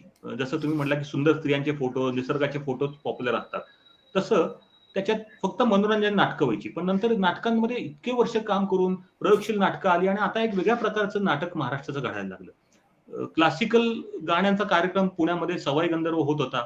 त्यांनी 50 वर्ष काम केलं. तेव्हा आज क्लासिकल गाणी ऐकणाऱ्या लोकांचा थोड्या प्रमाणात काही लोकं शायनिंग मारायला, फॅशन करायला जातात. पण काही लोकांचा कान तयार झाला. तसं दृश्य माध्यमात लोकांचे डोळे तयार करायचं काम दुसरं कोणी करणार नाही. ते तुम्हाला आम्हाला या दृश्य माध्यमात काम करणाऱ्या माणसांनाच करावं लागेल आणि ते सातत्याने करावं लागेल आणि ते असं काम खूप वर्ष केलं त्याच्यातून फरक पडेल. तर आपल्याला लोकांना नुसतं कॉर्नर करून चालणार नाही तर आपल्याला कॉन्ट्रीब्यूट करायला लागेल. मी स्वतः प्रयत्न करणार आहे. माझ्या कामाचं मी चांगलं प्रदर्शन, मी माझं तुम्हाला आठवतं तुमची माझी ओळख नाहीये, नव्हती प्रश्न आता आपण होतीये. पण तुम्ही माझं काम 2004 साली पाहिलं. मी प्रयत्न केला ना. तमाशाचं प्रदर्शन नुसते फोटो काढून ठेवले नाही. 8-10 ठिकाणी घालवले. त्याच्याकरता माझा वेळ, पैसा खर्च केला आणि लोकांचा डोळा माझं काम लोकांनी पाहावं. नाहीतर मी माझं काम गोडाऊनमध्ये टाकणार आणि काही अलकाजीला फक्त आवडणार असं नाही मला आवडणार. माझं काम माझ्या आजूबाजूच्या लोकांना आवडलं पाहिजे. आवडलं पाहिजे आणि आवडण्याकरता मी प्रयत्न करायला पाहिजे. तर तसं मी माझा व्यक्तिगत अजेंडा राबवला. आपल्याला बऱ्याच लोकांनी ते काम जर केलं, फक्त आपलं चित्र कुठल्यातरी श्रीमंत माणसाच्या दिवाणखान्यात जाण्याकरता जेवढे आपण प्रयत्न करतो, तेवढेच प्रयत्न आपल्या आजूबाजूच्या लोकांनी आपल्या दृश्य माध्यमांच्या जाणीवा समृद्ध होण्याकरता आपण केले, तर आपल्याला समाजात जास्त किंमत मिळेल. मला थोडेफार तुमच्यासारख्या लोकांची भेट झाली. मला अजूनही लोकं भेटतात, की "अरे, आम्ही तुमचं ते तमाशाचं, अरे, आम्ही तुमचं वारीचा फोटो पाहिला, अरे, आम्ही तुमचा महाराजाचा फोटो पाहिला." मला लाखो रुपयाचा पुरस्कार मिळायचा आनंद होतो. कारण कोणीतरी माझ्या कामाचं खरोखर अप्रिशिएशन करणारा माणूस मला भेटल्याचा आनंद होतो. त्या दिवाणखान्यामध्ये श्रीमंतांच्या झाल्याने आपल्याला तात्पुरते पैसे मिळतील, पण अप्रिशिएशन लोकांकडून येणारं काही घडेल असं चान्स नाही. अगदी मी ठासून ही गोष्ट सांगतो. याला जोडूनच सर एक सर्वात महत्वाचा मुद्दा मी उपस्थित करतो या ठिकाणी, की तुमच्या महाराष्ट्रभर गाजलेल्या फोटोग्राफीच्या प्रदर्शनांचा आज या कलामंथनात बहुतांश मंडळी चित्रकार आहेत, त्यांना एक उपयोग होईल म्हणून आपण हा मुद्दा मांडूया असं मला वाटतं, की तुम्ही एक फोटोग्राफर आणि कलाकार म्हणून तुमचं कर्तव्य फक्त पार पाडलेलं नाही, तर चित्र प्रदर्शनाच्या माध्यमातून तुम्ही आपली कला समाजापुढे ठेवण्यासाठी सुद्धा प्रचंड कष्ट घेतलेले. तर पुणेरी ब्राह्मण असो, वारी एक आनंद यात्रा असो, तमाशा एक रांगडी गंमत असो, ही प्रदर्शनं महाराष्ट्रभर तुम्ही पोचवली, स्वतः घेऊन गेलात आणि ती प्रदर्शनं तुम्ही एकटे सहजपणे घेऊन शकत होतात. तशी तुम्ही व्यवस्था स्वतःला करून घेतलीत, त्याच्यासाठी अभ्यास केलात. या मागचं गुपित आमच्या लोकांना सांगा, कारण हे गुपित आमच्या इथं प्रतिबिंब नावाची एक हौशी फोटोग्राफर्सची संस्था आहे. त्या संस्थेनं तुमचं प्रदर्शन इथं येऊन गेल्यानंतर आम्ही वापरलं होतं ते तुमचं गुपित आणि आम्ही बरीच त्यानंतर 10-12 प्रदर्शनं तशी केलेली होती. तर आपल्या चित्रकारांना सुद्धा याचा उपयोग होईल आणि एक माणूस कसा घेऊन जाऊ शकतो आणि कसं तुम्ही केलं आणि गावागावातल्या संघटना ज्या आहेत फोटोग्राफीच्या किंवा कलाच्या, ह्या तुम्ही कशा जोडल्यात आणि महाराष्ट्रभर तुम्हाला कसा प्रतिसाद मिळत गेला, याबद्दल थोडं मला ऐकायला. अच्छा, मग मी तमाशाचं उदाहरण देतो. मी नंतर महाराष्ट्राला पण तसंच केलं. काय आलं, जे कोणी संपर्कातली माणसं होती, तुमच्या सांगलीमध्ये उदय देवळेकर असेल, नागपूरमध्ये कोणतरी असेच मित्र असेल, औरंगाबादला राऊत नावाचा मित्र असेल, कोल्हापूरला घोटणे नावाचा मित्र असेल, नाशिकला राजू देसले नावाचा कवी मित्र असेल, मुंबईत ठाण्यामध्ये केशव कासार नावाचा मित्र असेल, मुंबईत तर मोठ्या गॅलरीमध्ये, एक सोलापूरमध्ये असंच कोणतरी अजून असेल, सांगलीमध्ये तुम्ही देवळेकर म्हणालात, अजून कुठे बरं, इचलकरंजीमध्ये असेल, अजून गोव्यामध्ये असेल, अशा ठिकाणी जेवढे मदत मिळेल तेवढी मदत मी त्यांच्याकडनं घेतली. प्रत्यक्ष फिजिकल मदत असेल पासून ते पैशाची, आधी मी मोकळ्या किमान मला जायला ट्रकचा खर्च तरी करा. आणि मी चांगलं डिझाईन करून घेतलं त्याचं तमाशाचं प्रदर्शनाचं, ज्याच्यामध्ये मला फोटो ओळी लिहायच्या नव्हत्या. माझा एक स्वतःचा अजेंडा होता की आपण फोटो ओळी लिहायच्या नाहीत, पण फोटोचे कॅप्शन्स असतील, कोट्स असतील. तर ते डिझायनर माझे एक चांगले मित्र होते, एलिफंट डिझाईन म्हणून पुण्यातली एक मोठी कंपनी आहे, ती इंटरनॅशनल लेवलला प्रसिद्ध आहे. ते मित्र होते, त्यांनी मला डिझाईन करून दिलं चांगलं एकदम. अगदी त्यांचं फक्त खाली नाव वापर होतं की design cuts XYZ elephant design आहेत, ते प्रसिद्ध लोक आहेत. पण मी त्याच्यावर काही काम केलं होतं, कमर्शियल असाइनमेंट केल्या होत्या. आणि मला असं वाटलं की ज्या लोकांची आपण मदत घेऊ त्यांच्यात तर कोणाला काही मदत नाही मिळाली ऐन वेळेला, तर तो मी एकटा ते लावू शकलं पाहिजे, अशा प्रकारे ते स्ट्रक्चर तयार केलं. म्हणजे फ्रेम मध्ये टाकलं पाहिजे असं न करता ते कोरोरेट बॉक्स वरती चिकटवले फोटो. त्याला पाऊस थोडा पडला तर प्लास्टिक त्याला गुंडाळून घेतलं होतं. आणि मला एकट्याला पण लावता येईल, काही ठिकाणी सुरुवातीला उत्साहाने माणसं मदतीला आली, पॅकिंगला कोणीच नाही, तर मी एकटा ते अख्खं पॅक करू शकेल, एकटं उचलू शकेल, 12 किलोच्या वर तो बॉक्स नसेल, अशी काळजी घेतली. मला माझ्या दृष्टीने माझं काम, माझं जे फोटो काढले ते लोकांपर्यंत पोहोचणं हे महत्वाचं होतं. त्याला ती अशी 1 लाख रुपयाची फ्रेम आहे का, 1.5 लाखाची फ्रेम आहे का, असा माझा मुद्दा नव्हता. तो साधा फोम बोर्डवरती प्रिंट काढला, त्याचा खर्च येतो पण तो केला आणि त्याच्याकरता जाऊन गावगाव फिरलो, ज्यांच्याकडे जी मदत मिळाली ती घेतली. मदतीला घ्यायला मी काही लाजलो नाही, उलट लाजण्यापेक्षा मला त्या माणसं जोडत गेलो. त्या माणसं जोडल्यामुळे ती माणसांनी अजून लोकांना सांगितलं आणि लोक पाहायला लागली. म्हणजे सोलापूरचा एक प्रसंग आठवतो, तिथे सोलापूरची यात्रा, गड्ड्याची यात्रा असते ती होती. तर तिथे आम्ही लावलं प्रदर्शन, तर तिथला लावणारा जो साफसफाई करणारा माणूस होता, त्याला त्या मॅनेजरने काय सांगितलं, जरा साफ करा. तो वैतागला, तो म्हणला मी नाही साफ करणार. तर ते तसंच खराब जागेत आम्ही ते लावलं प्रदर्शन, म्हणजे तो आलाच नाही म्हणून. पण तो काहीतरी ड्युटी म्हणून आला, त्यांनी बघितलं तमाशाचे फोटो आणि त्याला एकदम वाटलं सर झाडूच मारायला लागलं, सगळं साफ चकाचक मातीत कपड्याने पुसून दिलं. तर अशी एकदम अप्रूप असणारी माणसं भेटली. शिवाय मी तमाशाचं प्रदर्शनात अगदी आवर्जूनपणे स्थानिक आयोजकाला सांगायचो की एका तरी सामान्य तमाशा कलावंताच्या हस्ते त्याचं प्रदर्शन व्हायला पाहिजे, तुमच्या स्थानिक प्रसिद्ध कलावंताच्या हस्ते. असं प्रत्येक ठिकाणी ते केलं. त्यामुळे त्या तमाशा कलावंताला सुद्धा एक माझ्या दृष्टीने तो रिस्पेक्ट द्यायची संधी होती आणि त्याच्या जीवनाचं काम त्यांनी पाहिलं आणि लोकांनी पाहिलं आणि मग आपला दृष्टिकोन त्यामुळे आला समोर लोकांना. तर ते आपण प्रयत्न करावा, आपण लोकांपर्यंत आपलं काम आपण घेऊन जावं. त्याला टिमकी मी समजत नाही. त्याच्यातनं मला एक अजून फायदा झाला, अगदी तुम्हाला नम्रपणे सांगतो, मी स्वतः तमाशाचं प्रदर्शन करेपर्यंत, मी त्याचा रिसर्च करेपर्यंत माझं माध्यम फक्त दृश्य माध्यम आहे असं मी समजायचो. पण तमाशा प्रदर्शन 10-12 ठिकाणी घेऊन गेला. मला असं अनेकांकडनं कळालं, की तुम्ही जे बोलताय भाषणामध्ये आणि तुम्ही जो सांगताय मुद्दा तुमचा, तो पुस्तकात यायला पाहिजे. दिलीप चित्रेंनी मला तर खूप आग्रह धरला होता, की तुम्ही लिहायचंय, तुम्हालाच लिहायचंय वगैरे. पण जेव्हा मी प्रत्यक्ष फिरलो, तेव्हा ते आता आपल्याला लिहिण्याशिवाय पर्याय नाही असं वाटलं. मग ते पुस्तक झालं, मग त्याला पुढे कौतुक झालं. पण ते चांगलं झालं. म्हणजे त्या अर्थाने आपल्याला काही ना काही कुठली तरी कृती केली, की आपल्याला काहीतरी नवीन ज्ञान मिळतं, नवीन शिकायला मिळतं आणि आपण नवीन आपलं फक्त दृश्य माध्यम नाही, त्याला सपोर्ट आपले शब्द लिहायला लागतील आणि लिहिणं काही चुकीचं नाही, असं पण आपल्याला आपल्या दृष्टिकोनात पण बदल होतो. तर आपण बदलायला तयार असावं. काय फार मोठं बदल नाही तर आपण मृत माणूसच असतो खरं म्हणजे. बदल हे आपल्या जीवनाचा भाग आहे. मी 40 वर्षापूर्वी जसा तसा आत्ता आहे, म्हणजे तू मेलेला आहे 40 वर्षापूर्वी असंच ना त्याचा अर्थ. तू आज बदलला तर तू बदलला तर तू जिवंत आहेस. तर काहीतरी आजूबाजूच्या जीवनाचा परिणाम झाला तर तुझ्यात बदल घडतो, नाही तर तू काय बदल घडत नाही तुझ्यात. असं आहे ते. तमाशा एक रांगडी गंमत या पुस्तकाला महाराष्ट्र फाउंडेशनचा 2007 साहित्य पुरस्कार मिळाला आहे. तर वारी एक आनंद यात्रा या पुस्तकाला पद्मश्री डॉक्टर विखे पाटील साहित्य पुरस्कार 2009 साली प्राप्त झालाय. वारी एक आनंद यात्रा या पुस्तकाचा इंग्रजी व फ्रेंच भाषात अनुवाद झालाय. त्याचबरोबर आता कानडी, कोकणी व तामिळ भाषात अनुवाद होत आहे. हे अनुवाद झालेत, प्रोसेसमध्ये आहेत. तामिळ भाषेचा अनुवाद सुरू आहे. कोकणीचा आणि कानडीचा तर ते आपले जे बेळगावचे भाषांतर प्रसिद्ध त्यांनी तर 2009 सालीच केला. पण समोर प्रकाशक आणि ते काय जमलं नाही, कारण ते महाग पुस्तक आहे. मगाशी तुम्हाला सांगितलं ना, की महाराष्ट्रामध्ये आपल्याकडे अशी पुस्तकं प्रकाशकांनी काढली. मी तुम्हाला अगदी नम्रपणे सांगतो, कोणीतरी अभ्यास करून बघावं. देशभरात इतके फोटोग्राफर आहेत. त्या देशभरात महाराष्ट्र असा एकमेव प्रांत असेल की त्यांनी अशी छान पुस्तकं काढलेली आहेत. मी तुम्हाला अगदी सांगतो. रघुरायची पुस्तकं आहेत, पण ती दिल्ली शहराविषयी आहे, ताजमहाल विषयी आहे, लोकसंस्कृती, लोकजीवनाविषयी एकदम कडक भूमिका असणारी पुस्तकं लोकांसमोर येणं, हे फक्त महाराष्ट्रात घडलं. हे आपण आपल्या लोकांचं कौतुकच करायला. मी या निमित्ताने जे काही आपल्याकडे अनेक आहे, म्हणजे आपल्याकडे आपण एकाच वेळेस 1000 वर्ष जगत असतो. म्हणजे डीडी कोसंबी सारख्या महान व्यक्तीने सांगून पण ठेवलंय, की तुम्हाला एखादं बैलगाडी फिरणारी माणसं आणि जेट मधनं पण आपली माणसं प्रवास करतात. तर ते दोन्ही आहे. तसं आपल्याकडे काही चांगली माणसं आहेत. त्यांनी हे केलं म्हणून तर आज आपली चर्चा होऊ शकते, आपल्याला बळ मिळतं. पण आपण तक्रार करत राहायचं चांगलं अजून घडण्याकरता. तक्रार करणं काय वाईट नाहीये, पण निगेटिव्हनेस नसावं त्याच्यामध्ये. संदेशजी, तुम्हाला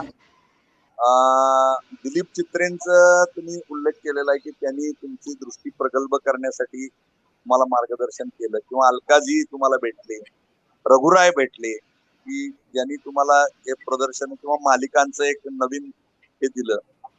त्याप्रमाणे गणेश देवी सर पण तुम्हाला भेटले. तर अशा अनेक थोर व्यक्तींनी तुमचा दृष्टिकोन घडवलाय असं तुम्ही परवा बोलता बोलता म्हणाला. तर या सर्व आदरणीय माणसांबद्दल आमच्या लोकमंथन मधल्या सर्व रसिकांना ऐकायला आवडेल. तर त्यासाठी आपण थोडं त्या बाबतीत तुम्हाला जे अनुभव आले किंवा काही चांगलं ऐकायला मिळालं, काही एखादं आपल्या आयुष्याला घडवणारी टीप मिळू शकते, तर असं काय तुम्हाला मिळालं आणि तुम्ही घडला? नाही, एकतर या सगळ्या दिलीप चित्रे असतील किंवा गणेश देव असतील, अगदी त्यांच्याबद्दल बोलणं म्हणजे फार मोठी गोष्ट आहे. पण मला असं वाटतं की त्यांनी तुमचं आत्मभान जागृत करायचं काम केलं. तुम्ही कोण आहात, काय आहात, तुम्ही काय आहात आणि जे आहात ते कसे आहात आणि तुमच्या कामाला तुम्ही अत्यंत प्रामाणिकपणे कसं सामोरं जायला पाहिजे, हा संस्कार त्यांनी दिला आणि कॉन्फिडेंटली तुम्ही हे काम करायला पाहिजे. म्हणजे दिलीप चित्रे भेटले तेव्हा पहिल्यांदा त्यांनी, अनेक वर्षापूर्वीची गोष्ट आहे, पुण्यात ते आले होते तेव्हा आम्ही त्यांना व्याख्यानाला बोलवलं आणि ते की तुम्ही गल्लीत तुम्ही कुस्ती खेळणार का, तुमच्या पेठेत खेळणार का, तुमच्या तालुक्यात खेळणार का, शहरात खेळणार का, राज्यात खेळणार का, देशात खेळणार का, इंटरनॅशनल कुस्ती खेळणार, हे ठरवा म्हणाले. तुम्ही गल्लीतच खेळत बसला तर कायम सडून जाल. तुम्ही तुमचं पर्स्पेक्टिव्ह सुधारा, पर्स्पेक्टिव्ह वाढवा, ब्रॉडर व्ह्यू करा. बहुविविधता आपल्याकडे आहे. देवींसारख्या व्यक्तींनी डायव्हर्सिटी हा विषय किती महत्वाचा आहे. नकळत संस्कार असतात अशा माणसांच्यामुळे ते आपल्याला होतात. पूर्वी आपल्याला पुस्तकांमधनं ते वाचायला मिळायचं. तर हे लिव्हिंग लिजंड आहेत. त्यांच्या संपर्कात आल्याने पण आपल्याला नॉलेज मिळतं. अशा भावनेत मी आहे. एवढं सगळी पुस्तकं वाचायची, सगळं करायचं, समोर जिवंत व्यक्ती आहे तर त्याच्याशी संवाद करायला मिळाला, त्याचा ऐकायला मिळालं तरी आपल्यावर प्रभाव पडत असतो. त्याप्रमाणे मी माझा अप्रोच ठेवला. म्हणजे लोकांचं वाचनावरनं तर माणूस कळतोच, पण प्रत्यक्ष बोलतो काय आणि त्याच्या कृतीत काय हा जर फरक असला तर आपल्याला त्या व्यक्तीवर विश्वास वाटत नाही. पण काही माणसं असतात ते बोलतात आणि करतात याच्यामध्ये फरक नसला तर आपल्याला त्यांचा विश्वासार्हता वाटते. तर अशी ही माणसं काही भेटतात आपले. ही 2 झाली, अशी खूप लोक आहेत. असं काही म्हणजे 2 ही महत्वाचे आहेत, पण नाही का समर नखाते असतील पुण्यामधले, माधुरी पुरंदरे असतील, विविध लोक आहेत. नावं घेऊ तेवढी कमी आहेत. खूप लोकांचा आपल्यावर परिणाम होतो आणि ते आपल्याला आपल्याला निश्चयापासून ढळू न देण्याचं काम त्यांच्या बोलण्यातनं त्यांच्या कृतीतनं होत असतं. कधी कधी असे प्रसंग असतात आपला निश्चय ढळतो, आपण फ्रस्ट्रेट होतो, आपल्याला आपल्याला आपल्या आजूबाजू लोकांना जास्त मिळालं, आपल्याला काहीच मिळालं नाही असं वाटतं, त्याचा आपल्या कामावर परिणाम होऊ द्यायचा नसतो वगैरे, असे काही संस्कार असतात ते मिळतात. तर आपलं काम करत आपण आपल्याला आनंद मिळण्याकरता आणि आपल्याला अभियुक्त होण्याकरता काम करतोय. तो जर दृष्टिकोन असेल तर अशी फ्रस्ट्रेशन खरं म्हणजे कलाकाराचं म्हणजे आता हे मी आपलं माझं मत मांडतो, की कलाकाराला फ्रस्ट्रेट करायला अनेक लोक बसलेली असतात. तुम्ही तुम्ही स्वतःला फ्रस्ट्रेट होऊ नका. तुम्ही फ्रस्ट्रेट न होता तुम्ही तुमचं काम जिवंत ठेवा. तुम्ही तुमचं काम जिवंत ठेवलं, तुम्ही आपोआप तुमचं चांगलं होत जाईल. आणि फ्रस्ट्रेट झाला तुमच्याकडे काम घडणार नाही. जेलसी मध्ये राहिलं तर काहीच होणार नाही. तर अशा अनेक गोष्टी असतात. मोठे व्यक्ती आहेत त्यांच्याबद्दल दिवस दिवस बोलता येईल आपल्याला, पण आता एवढं पुरेसं आहे. दक्षिणायन किंवा राष्ट्रसेवा दल असेल की अशा वैचारिक चळवळीतून पण घडलेला तुमचा जो कार्यकर्ता आहे आणि आपली आगळी वेगळी जी सर्जनशीलता आहे यांच्यातील परस्पर संबंधांबाबत काय सांगता येईल? तुम्ही कार्यकर्ता शब्द वापरताय ते तुमचं म्हणणं काय, तुमचं म्हणणं तुमच्या जागी बरोबर आहे, पण हे सगळं करताना मी स्वतः याच्याकडे असं पाहतो की जसं मला फोटो काढायला जेवढी अर्ज होती तेवढीच आपल्या घटनेने असेल किंवा यापूर्वी लोकांना इक्वॅलिटी नव्हती, यापूर्वी अभिव्यक्ती स्वातंत्र्याचं एवढं काही किंमत नव्हती, काही थोड्याच लोकांना स्वातंत्र्य, बाकीच्यांना काही स्वातंत्र्य नव्हतं. तसंच जर आपल्याला 48 साली घटना देशाने तयार झाली, आपल्याला अभिव्यक्ती स्वातंत्र्य दिलंय आणि त्या अभिव्यक्ती स्वातंत्र्यात झुंडशाहीने कुणी जर एन्क्रोच करत असेल तर त्याच्या विरुद्ध ज्या लोकांनी आवाज उठवला त्यांच्या बरोबर राहणं एवढंच हे माझं काम आहे. आणि त्यातनं माझ्यासारख्या माणसाच्या अभिव्यक्तीची जी मोकळा अवकाश आहे ते कोणी एन्क्रोच करत असेल गुंडगिरीतनं, झुंडशाहीतनं, सनातनी विचारातनं, तर त्याच्या विरुद्ध मी आज कुणीच करत नसेल तर मी माझं कलात्मक कामच माझं महत्वाचं काम आहे हे जरी असलं तरी कलात्मक अभिव्यक्ती करताना जे अडथळे आहेत ते दूर होण्याकरता मलाच उभं राहायला लागेल. जसं मगाशी आपण दृश्य माध्यमांची जाणीव समृद्ध करण्याकरता आपल्याला प्रयत्न करा, नाटककारांनी त्यांचं काम केलं, क्लासिकल वाल्यांनी त्यांचं काम केलं, तसं अभिव्यक्तीचा आग्रह आपण धरला नाही तर बाकीच्यांना काय पडलंय. त्यामुळे अभिव्यक्तीचा आग्रह कलाकार म्हणून आपण धरणं हे नैसर्गिक काम आहे, नॅचरल काम आहे. त्यात काय मोठी भूमिका आहे, मोठं कर्तृत्व बजावतो असं मी काय मानत नाही.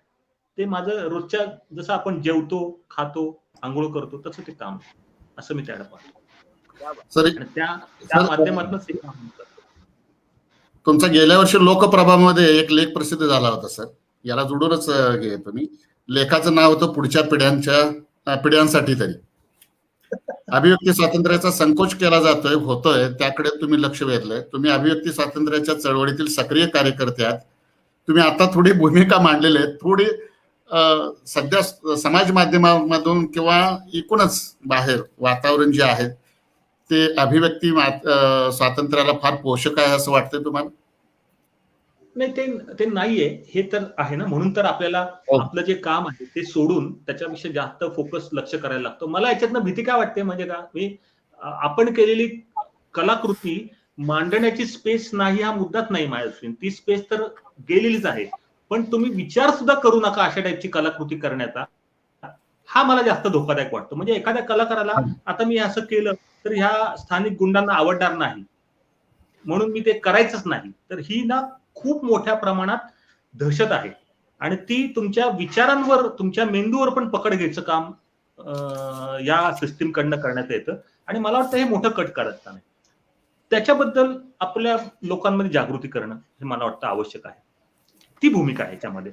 आणि आज मी जे बोलतोय ते मला आधीच्या कोणीतरी लोकांनी, समजा तुम्हाला आठवत असेल मुंबईमध्ये अकबर पदमसिंगचं एक चित्र प्रदर्शन झालं होतं, 62 सालची वगैरे गोष्ट आहे.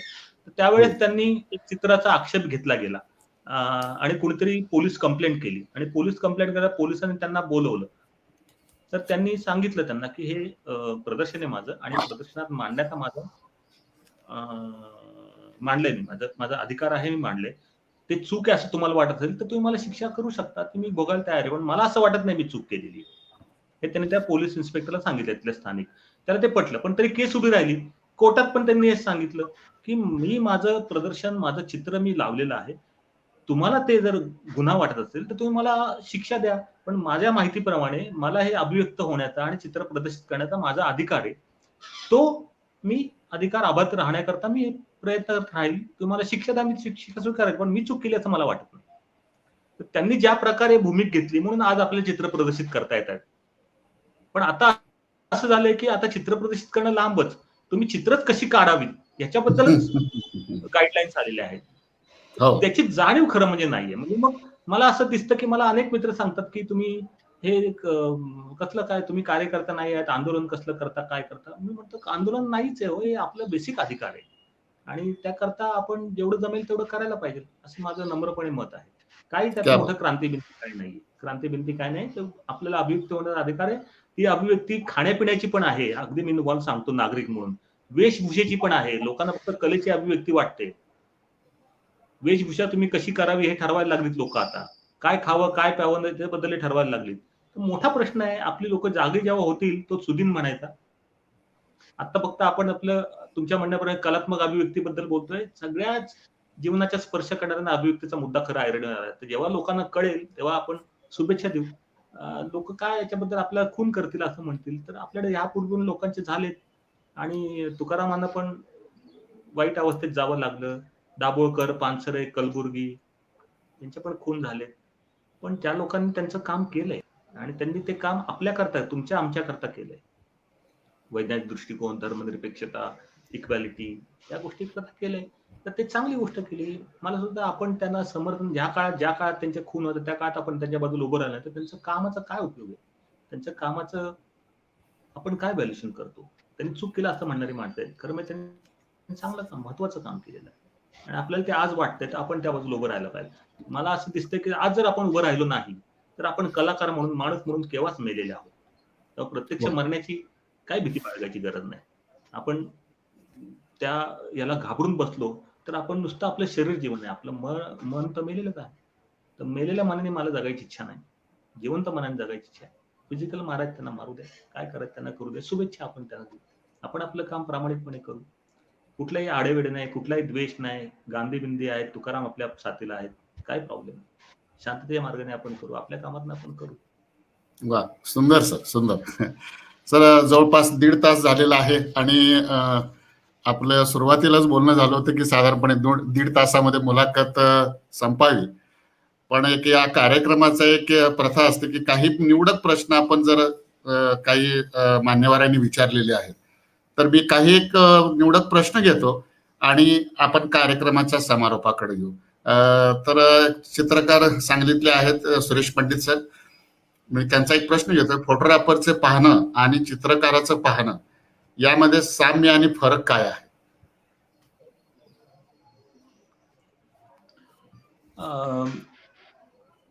काही फरक नाही, म्हणजे असं मी मानतो.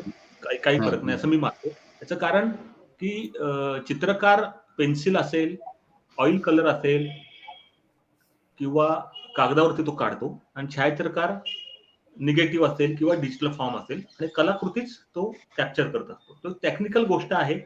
ते टेक्निकल नॉलेज जे आहे असं मला वाटतं की ते तुम्हाला ऑइल कलर वापरण्याच्या ज्ञानात नाही येतं, तसं कॅमेरा वापरण्याच्या ज्ञानात नाही येतं. पण त्यातलं जे चित्राच्या मागचा दृष्टिकोन आहे, जी भावभावना आहे, जे सांगितलं आहे ते कलाकृती म्हणून लोकांसमोर जायला उपयोगी पडतं. त्याच्या मागचा थॉट प्रोसेस जी आहे आणि अभिव्यक्त होण्याची क्षमता जी आहे. मुंबईच्या जे उपयोजित कला महाविद्यालयाचे प्राध्यापक आहेत गजानन शेपाळ सर. छायाचित्रण करताना व्ह्यू फाइंडर मधून आपण जेव्हा समोरचे दृश्य पाहता त्यावेळी असं काय घडतं की आपणास समोरचं दृश्य आपल्या कॅमेऱ्यात बंदिस्त करावं असं वाटतं?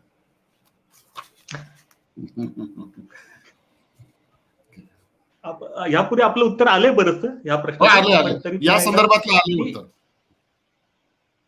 आलं होतं. म्हणजे तो म्हणजे अगदी थोडक्यात म्हणजे आपल्याला व्ह्यू फाइंडर मधनं जेव्हा बघतो तेव्हा आपल्याला तो आपण काय रोज कॅमेरातले व्ह्यू फाइंडर मध्ये बघत नसतो, मग काहीतरी घडत असताना मग कॅमेरा व्ह्यू फाइंडर लावतो आणि मग तो प्रसंग कॅप्चर करतो आणि तो नॅचरल तो कोणातरी नॅरेट करायचा असतो.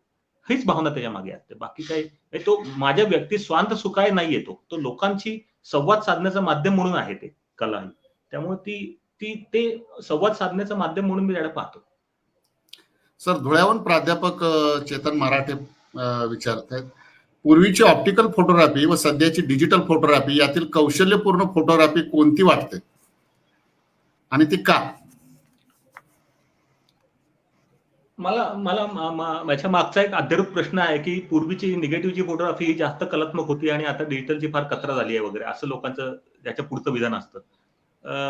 म्हणजे माध्यमात फरक आहे. तर बघा, मी स्वतः निगेटिव्ह कॅमेरा वापरलाय आणि डिजिटल वापरलाय आणि त्या काळात मी निगेटिव्ह कॅमेरा वापरायचो त्या काळात म्हणजे पूर्णपणे मॅन्युअल कॅमेरा वापरायचो. एक्सपोजर एकदम मॅन्युअल एक्सपोजर, फोकस सुद्धा हाताने लावायचो, कधीच नाही. पण जेव्हा डिजिटल कॅमेरा आला तेव्हा मला लक्षात आलं की अरे बापरे, ह्याच्यामध्ये 36 स्नॅप नंतर रोल संपतच नाही. त्याच्यामध्ये 200 फोटो निघू शकतात. तेव्हा 1 GB ची हार्ड डिस्क होती, म्हणजे ते कार्ड होतं. तर जेव्हा आपल्याला फोटो जास्त काढायचे असतात तेव्हा आपला रोल संपतो आणि तो क्षण मिळत नाही, तर तो भाग गेला. एक्सपोजर जी गोष्ट आहे ती त्यात खूप चॉईसेस आपल्याला मिळालेले आहेत. तर टेक्नॉलॉजीमध्ये खूप इम्प्रुव्हमेंट झाल्यामुळे छायाचित्रकाराला टेक्निकल बाजूमध्ये अडकण्याची गरज नाही. त्यामुळे जास्त पकडण्याच्या पॉसिबिलिटीज वाढण्याचं काम डिजिटल कॅमेराने केलं असं मी मानतो. हा, त्यांनी ह्यापूर्वी पण असं घडलं. बॉक्स कॅमेरे होते, त्यानंतर 120 कॅमेरे आले, मग 35 mm चे आले. 35 mm कॅमेरा वापरणारे म्हणजे कलाकार नाही असं तेव्हा म्हणायची पद्धत होती. टेक्नॉलॉजी सोपी झाली की ती इतरांना वापरता आली. म्हणजे कलेचं लोकशाहीकरण खरं कॅमेराने केलं खरं म्हणजे. वा. तर कलेचं लोकशाहीकरण करण्याच्या विरोधात जी लोक आहेत त्यांना ती कला राहिली नाही असं म्हणायला आनंद मिळतो. पण त्या लोकशाहीकरण झाल्यानंतर कलेचं त्याचा उपयोग लोकांनी कलेचा अभिव्यक्ती करता केला असेल तर ते जास्त महत्वाचं आहे. रादर ह्या डिजिटल कॅमेऱ्यामुळे लोकांकडे आल्यामुळे मी समजा आता काही बरे फोटो काढले असतील तर ते जास्त त्यांना मिळत नाही हे लक्षात यायला लागलं आणि त्याच्याकरता ते खूप कौशल्यपूर्ण काम आहे हे लक्षात आलं. काय ते सोपं नाही राहिलं, सोपं नाही. तुमच्या हातात कॅमेरा आला म्हणजे काय तुम्हाला म्हणजे बंदूक आली म्हणजे काय तुम्हाला शिकार करता येत नाही. तुम्हाला त्याचा अभ्यासच करायला लागतो, काम करायला लागतं त्यावरती. तसं ते आहे. तर सोपं झालंय, त्याचा फायदा होईल. फोटोग्राफर म्हणून, कलाकार म्हणून त्याचे जेवढे फायदे तेवढे आपण घ्यावे आणि आपण त्याचा उपयोग करून जास्तीत जास्त कलाकृती अभिव्यक्त करण्याकरता आणि ते पकडण्याकरता सोपेपणाचा फायदा करून घ्यावा आणि काम करावं असं मला वाटतं. सर, एक ज्येष्ठ साहित्यिक आणि कवी आहेत एकनाथ पाटील. डिजिटल फोटोग्राफीच्या काळात कलात्मक फोटोग्राफीतला आनंद नाहीसा झाला असं वाटतं का? नाही असं काही नाही. चांगलं आहे. खूप डिजिटल उत्तर मी दिलं, कारण त्याच्या हो. मागचं हृदय जे आहे, त्याच्या मागचा मेंदू जो आहे डोळ्याच्या मागचा, तो महत्वाचा आहे. तो कॅमेरा हा टूल आहे, कॅनव्हास आहे, ऑइल कलर आहे असं मी मानतो. लोकांनी मानायचं का नाही त्यांचा प्रश्न आहे. त्यामुळे चॅलेंजेस तेवढीच आहेत. तुम्ही काय दाखवताय हे महत्वाचं आहे, काय सांगताय महत्वाचं आहे. कराडकर साहेब, तुम्हाला काय विचारायचं? बरंच आपलं जे ठरलं त्याप्रमाणे आपण फार छान मुलाखत झालेली आहे आणि अतिशय उत्कृष्ट असं मार्गदर्शन भंडारे सरांनी आता त्यांच्या एकूण सगळ्या चर्चेतून केलेलं आहे. तर मला वाटतं की यापुढे आणखी जर काही प्रश्न असतील तर घ्यावेत. मला सर एक शेवटचा, हा तंत्र आणि भावना यांचा मेळ कसा घालायचा असा एक विनायक शिडवणकर विचारत आहे. तंत्र आणि भावना, भावभावना असतील.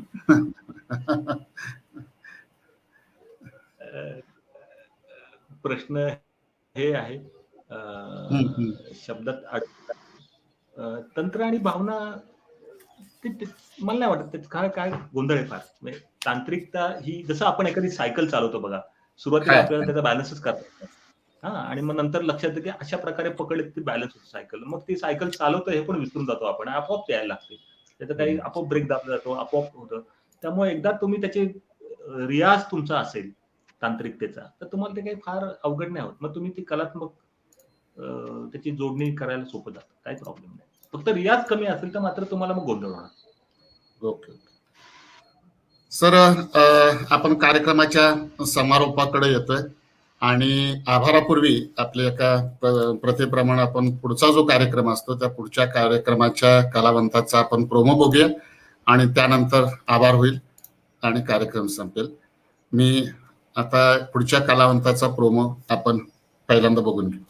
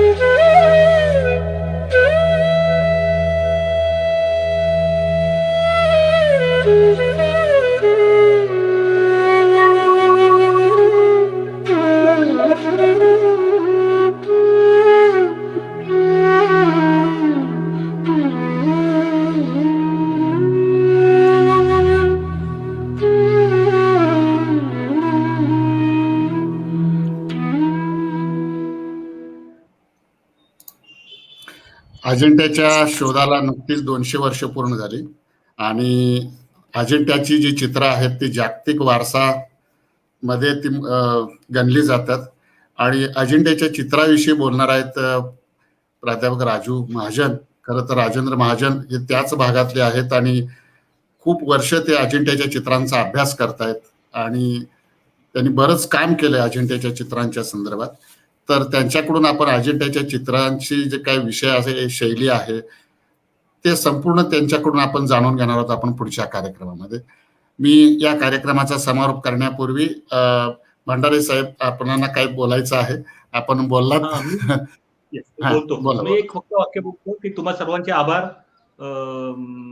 चांगल्या प्रकारे कला पुष्करे 25-20 वर्ष काम करत आहे आणि ते जेवढं वाढेल तेवढं आपली जी आता मगाच्या बोलण्यामध्ये ज्या काही तक्रारी वगैरे त्या पुढच्या काळात कमी होत जातील. लोकांचं दृश्य माध्यमाच्या जाणीवा समृद्ध करण्यास तुम्ही जे काम करताय आपल्या परीने ते महत्त्वाचं काम आहे आणि लष्करच्या भाकरी आहेत मला माहिती आहे, पण तुम्ही ते करताय. ती मगाशी जो मुद्दा पुढच्या पिढ्यांकरता हे काम आहे खरं. तसं ते करणं आवश्यक आहे. आपण फक्त आपल्या लोकांनी काय दिलं असं न करता आपण लोकांना काय दिलं हे पण बघायला लागेल आपल्याला आणि ते तुम्ही चांगलं काम करताय एवढंच तुमचं मनपूर्वक अभिनंदन करतो आणि आभार मानतो. Thank you sir, thank you. Karadkar sir, आपल्याला काय बोलायचं? फारच उत्कृष्ट असं सरांचं काम आहे.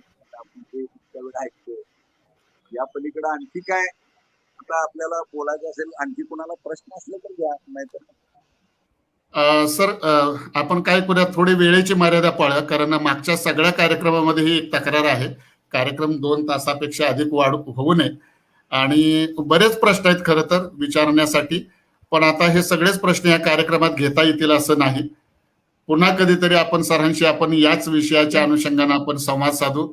आणि मी सरांना कलापुष्पच्या वतीनं खरं तर आग्रह करेन की आपण पुन्हा या एका कार्यक्रमामध्ये याच कलामंथनमध्ये आपण यावं आणि एकूणच सगळा जो काय आपला कला प्रवास आहे तो महाराष्ट्रभर सगळ्या माहितीच आहे, परंतु तुमच्या कलाकृतीविषयी खूप जाणून घेण्याची उत्सुकता असते. कलाकृती पाठीमागच्या सगळ्या ज्या काय भावना आहेत, तुमचा जो काय त्या पाठीमागची जी काय संवेदनशीलता आहे विषय आशयाच्या संदर्भातली, तर ती जाणून घ्यायला अनेकांना आवडतं. आणि तोच आजचा हेतू होता या संपूर्ण कार्यक्रमाचा. खरं तर आज बोलण्याचे बरेच विषय राहून गेलेले आहेत. जसं मुंबई विद्यापीठाच्या सुवर्ण महोत्सवाची आपण फोटोग्राफी केली होती, तो विषय राहिलेला आहे. अविस्मरणीय कोल्हापूर, खरं तर तिथं प्रश्न आलाय अविस्मरणीय कोल्हापुराच्या संदर्भात, कुस्ती आखाड्याच्या संदर्भात असेल, पुणे क्वीन ऑफ डेक्कन असेल, खूप आहेत असे विषय की जो बहुरूपी असेल, तमाशा असेल, देवळी कोनाडे, असे जे काही विषय आहेत या विषयाच्या अनुषंगानं बरंच काय आज बोलायचं वेळेअभावी राहून गेलेलं आहे. पण तरी देखील आपण खूप मन मोकळ्या आमच्याशी गप्पा मारल्या आणि आज कार्यक्रमामध्ये अनेकांनी ह्या संपूर्ण आपल्या जो काय आज विचार मांडले आपण अभिव्यक्तीच्या अंगानं सुद्धा, अभिव्यक्ती स्वातंत्र्याच्या अंगानं सुद्धा आपण आपली स्पष्ट अशी भूमिका मांडली.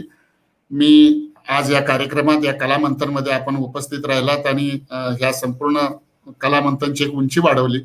मी आपलं मनपूर्वक आभार मानतो कलापुष्पच्या वतीनं, सर्व रसिकांच्या वतीनं, श्रोत्यांच्या वतीनं. आणि त्याचबरोबर महेश कराडकर सर आज खरं तर कलापुष्पच्याच परिवारातले आहेत, तरी देखील आज तांत्रिक थोडी अडचण असताना देखील, त्यांचा आवाज स्पष्ट ऐकू येत नसताना देखील त्यांनी काही प्रश्न मोजकेच पण खूप सुंदर असे प्रश्न विचारले आणि या कार्यक्रमात रंगत आणली.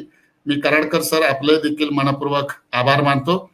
आणि आपण पुढच्या कार्यक्रमात राजेंद्र महाजन सरांशी आपण संवाद साधू. या कार्यक्रमाचा आपण इथंच सांगता करूया. धन्यवाद सर.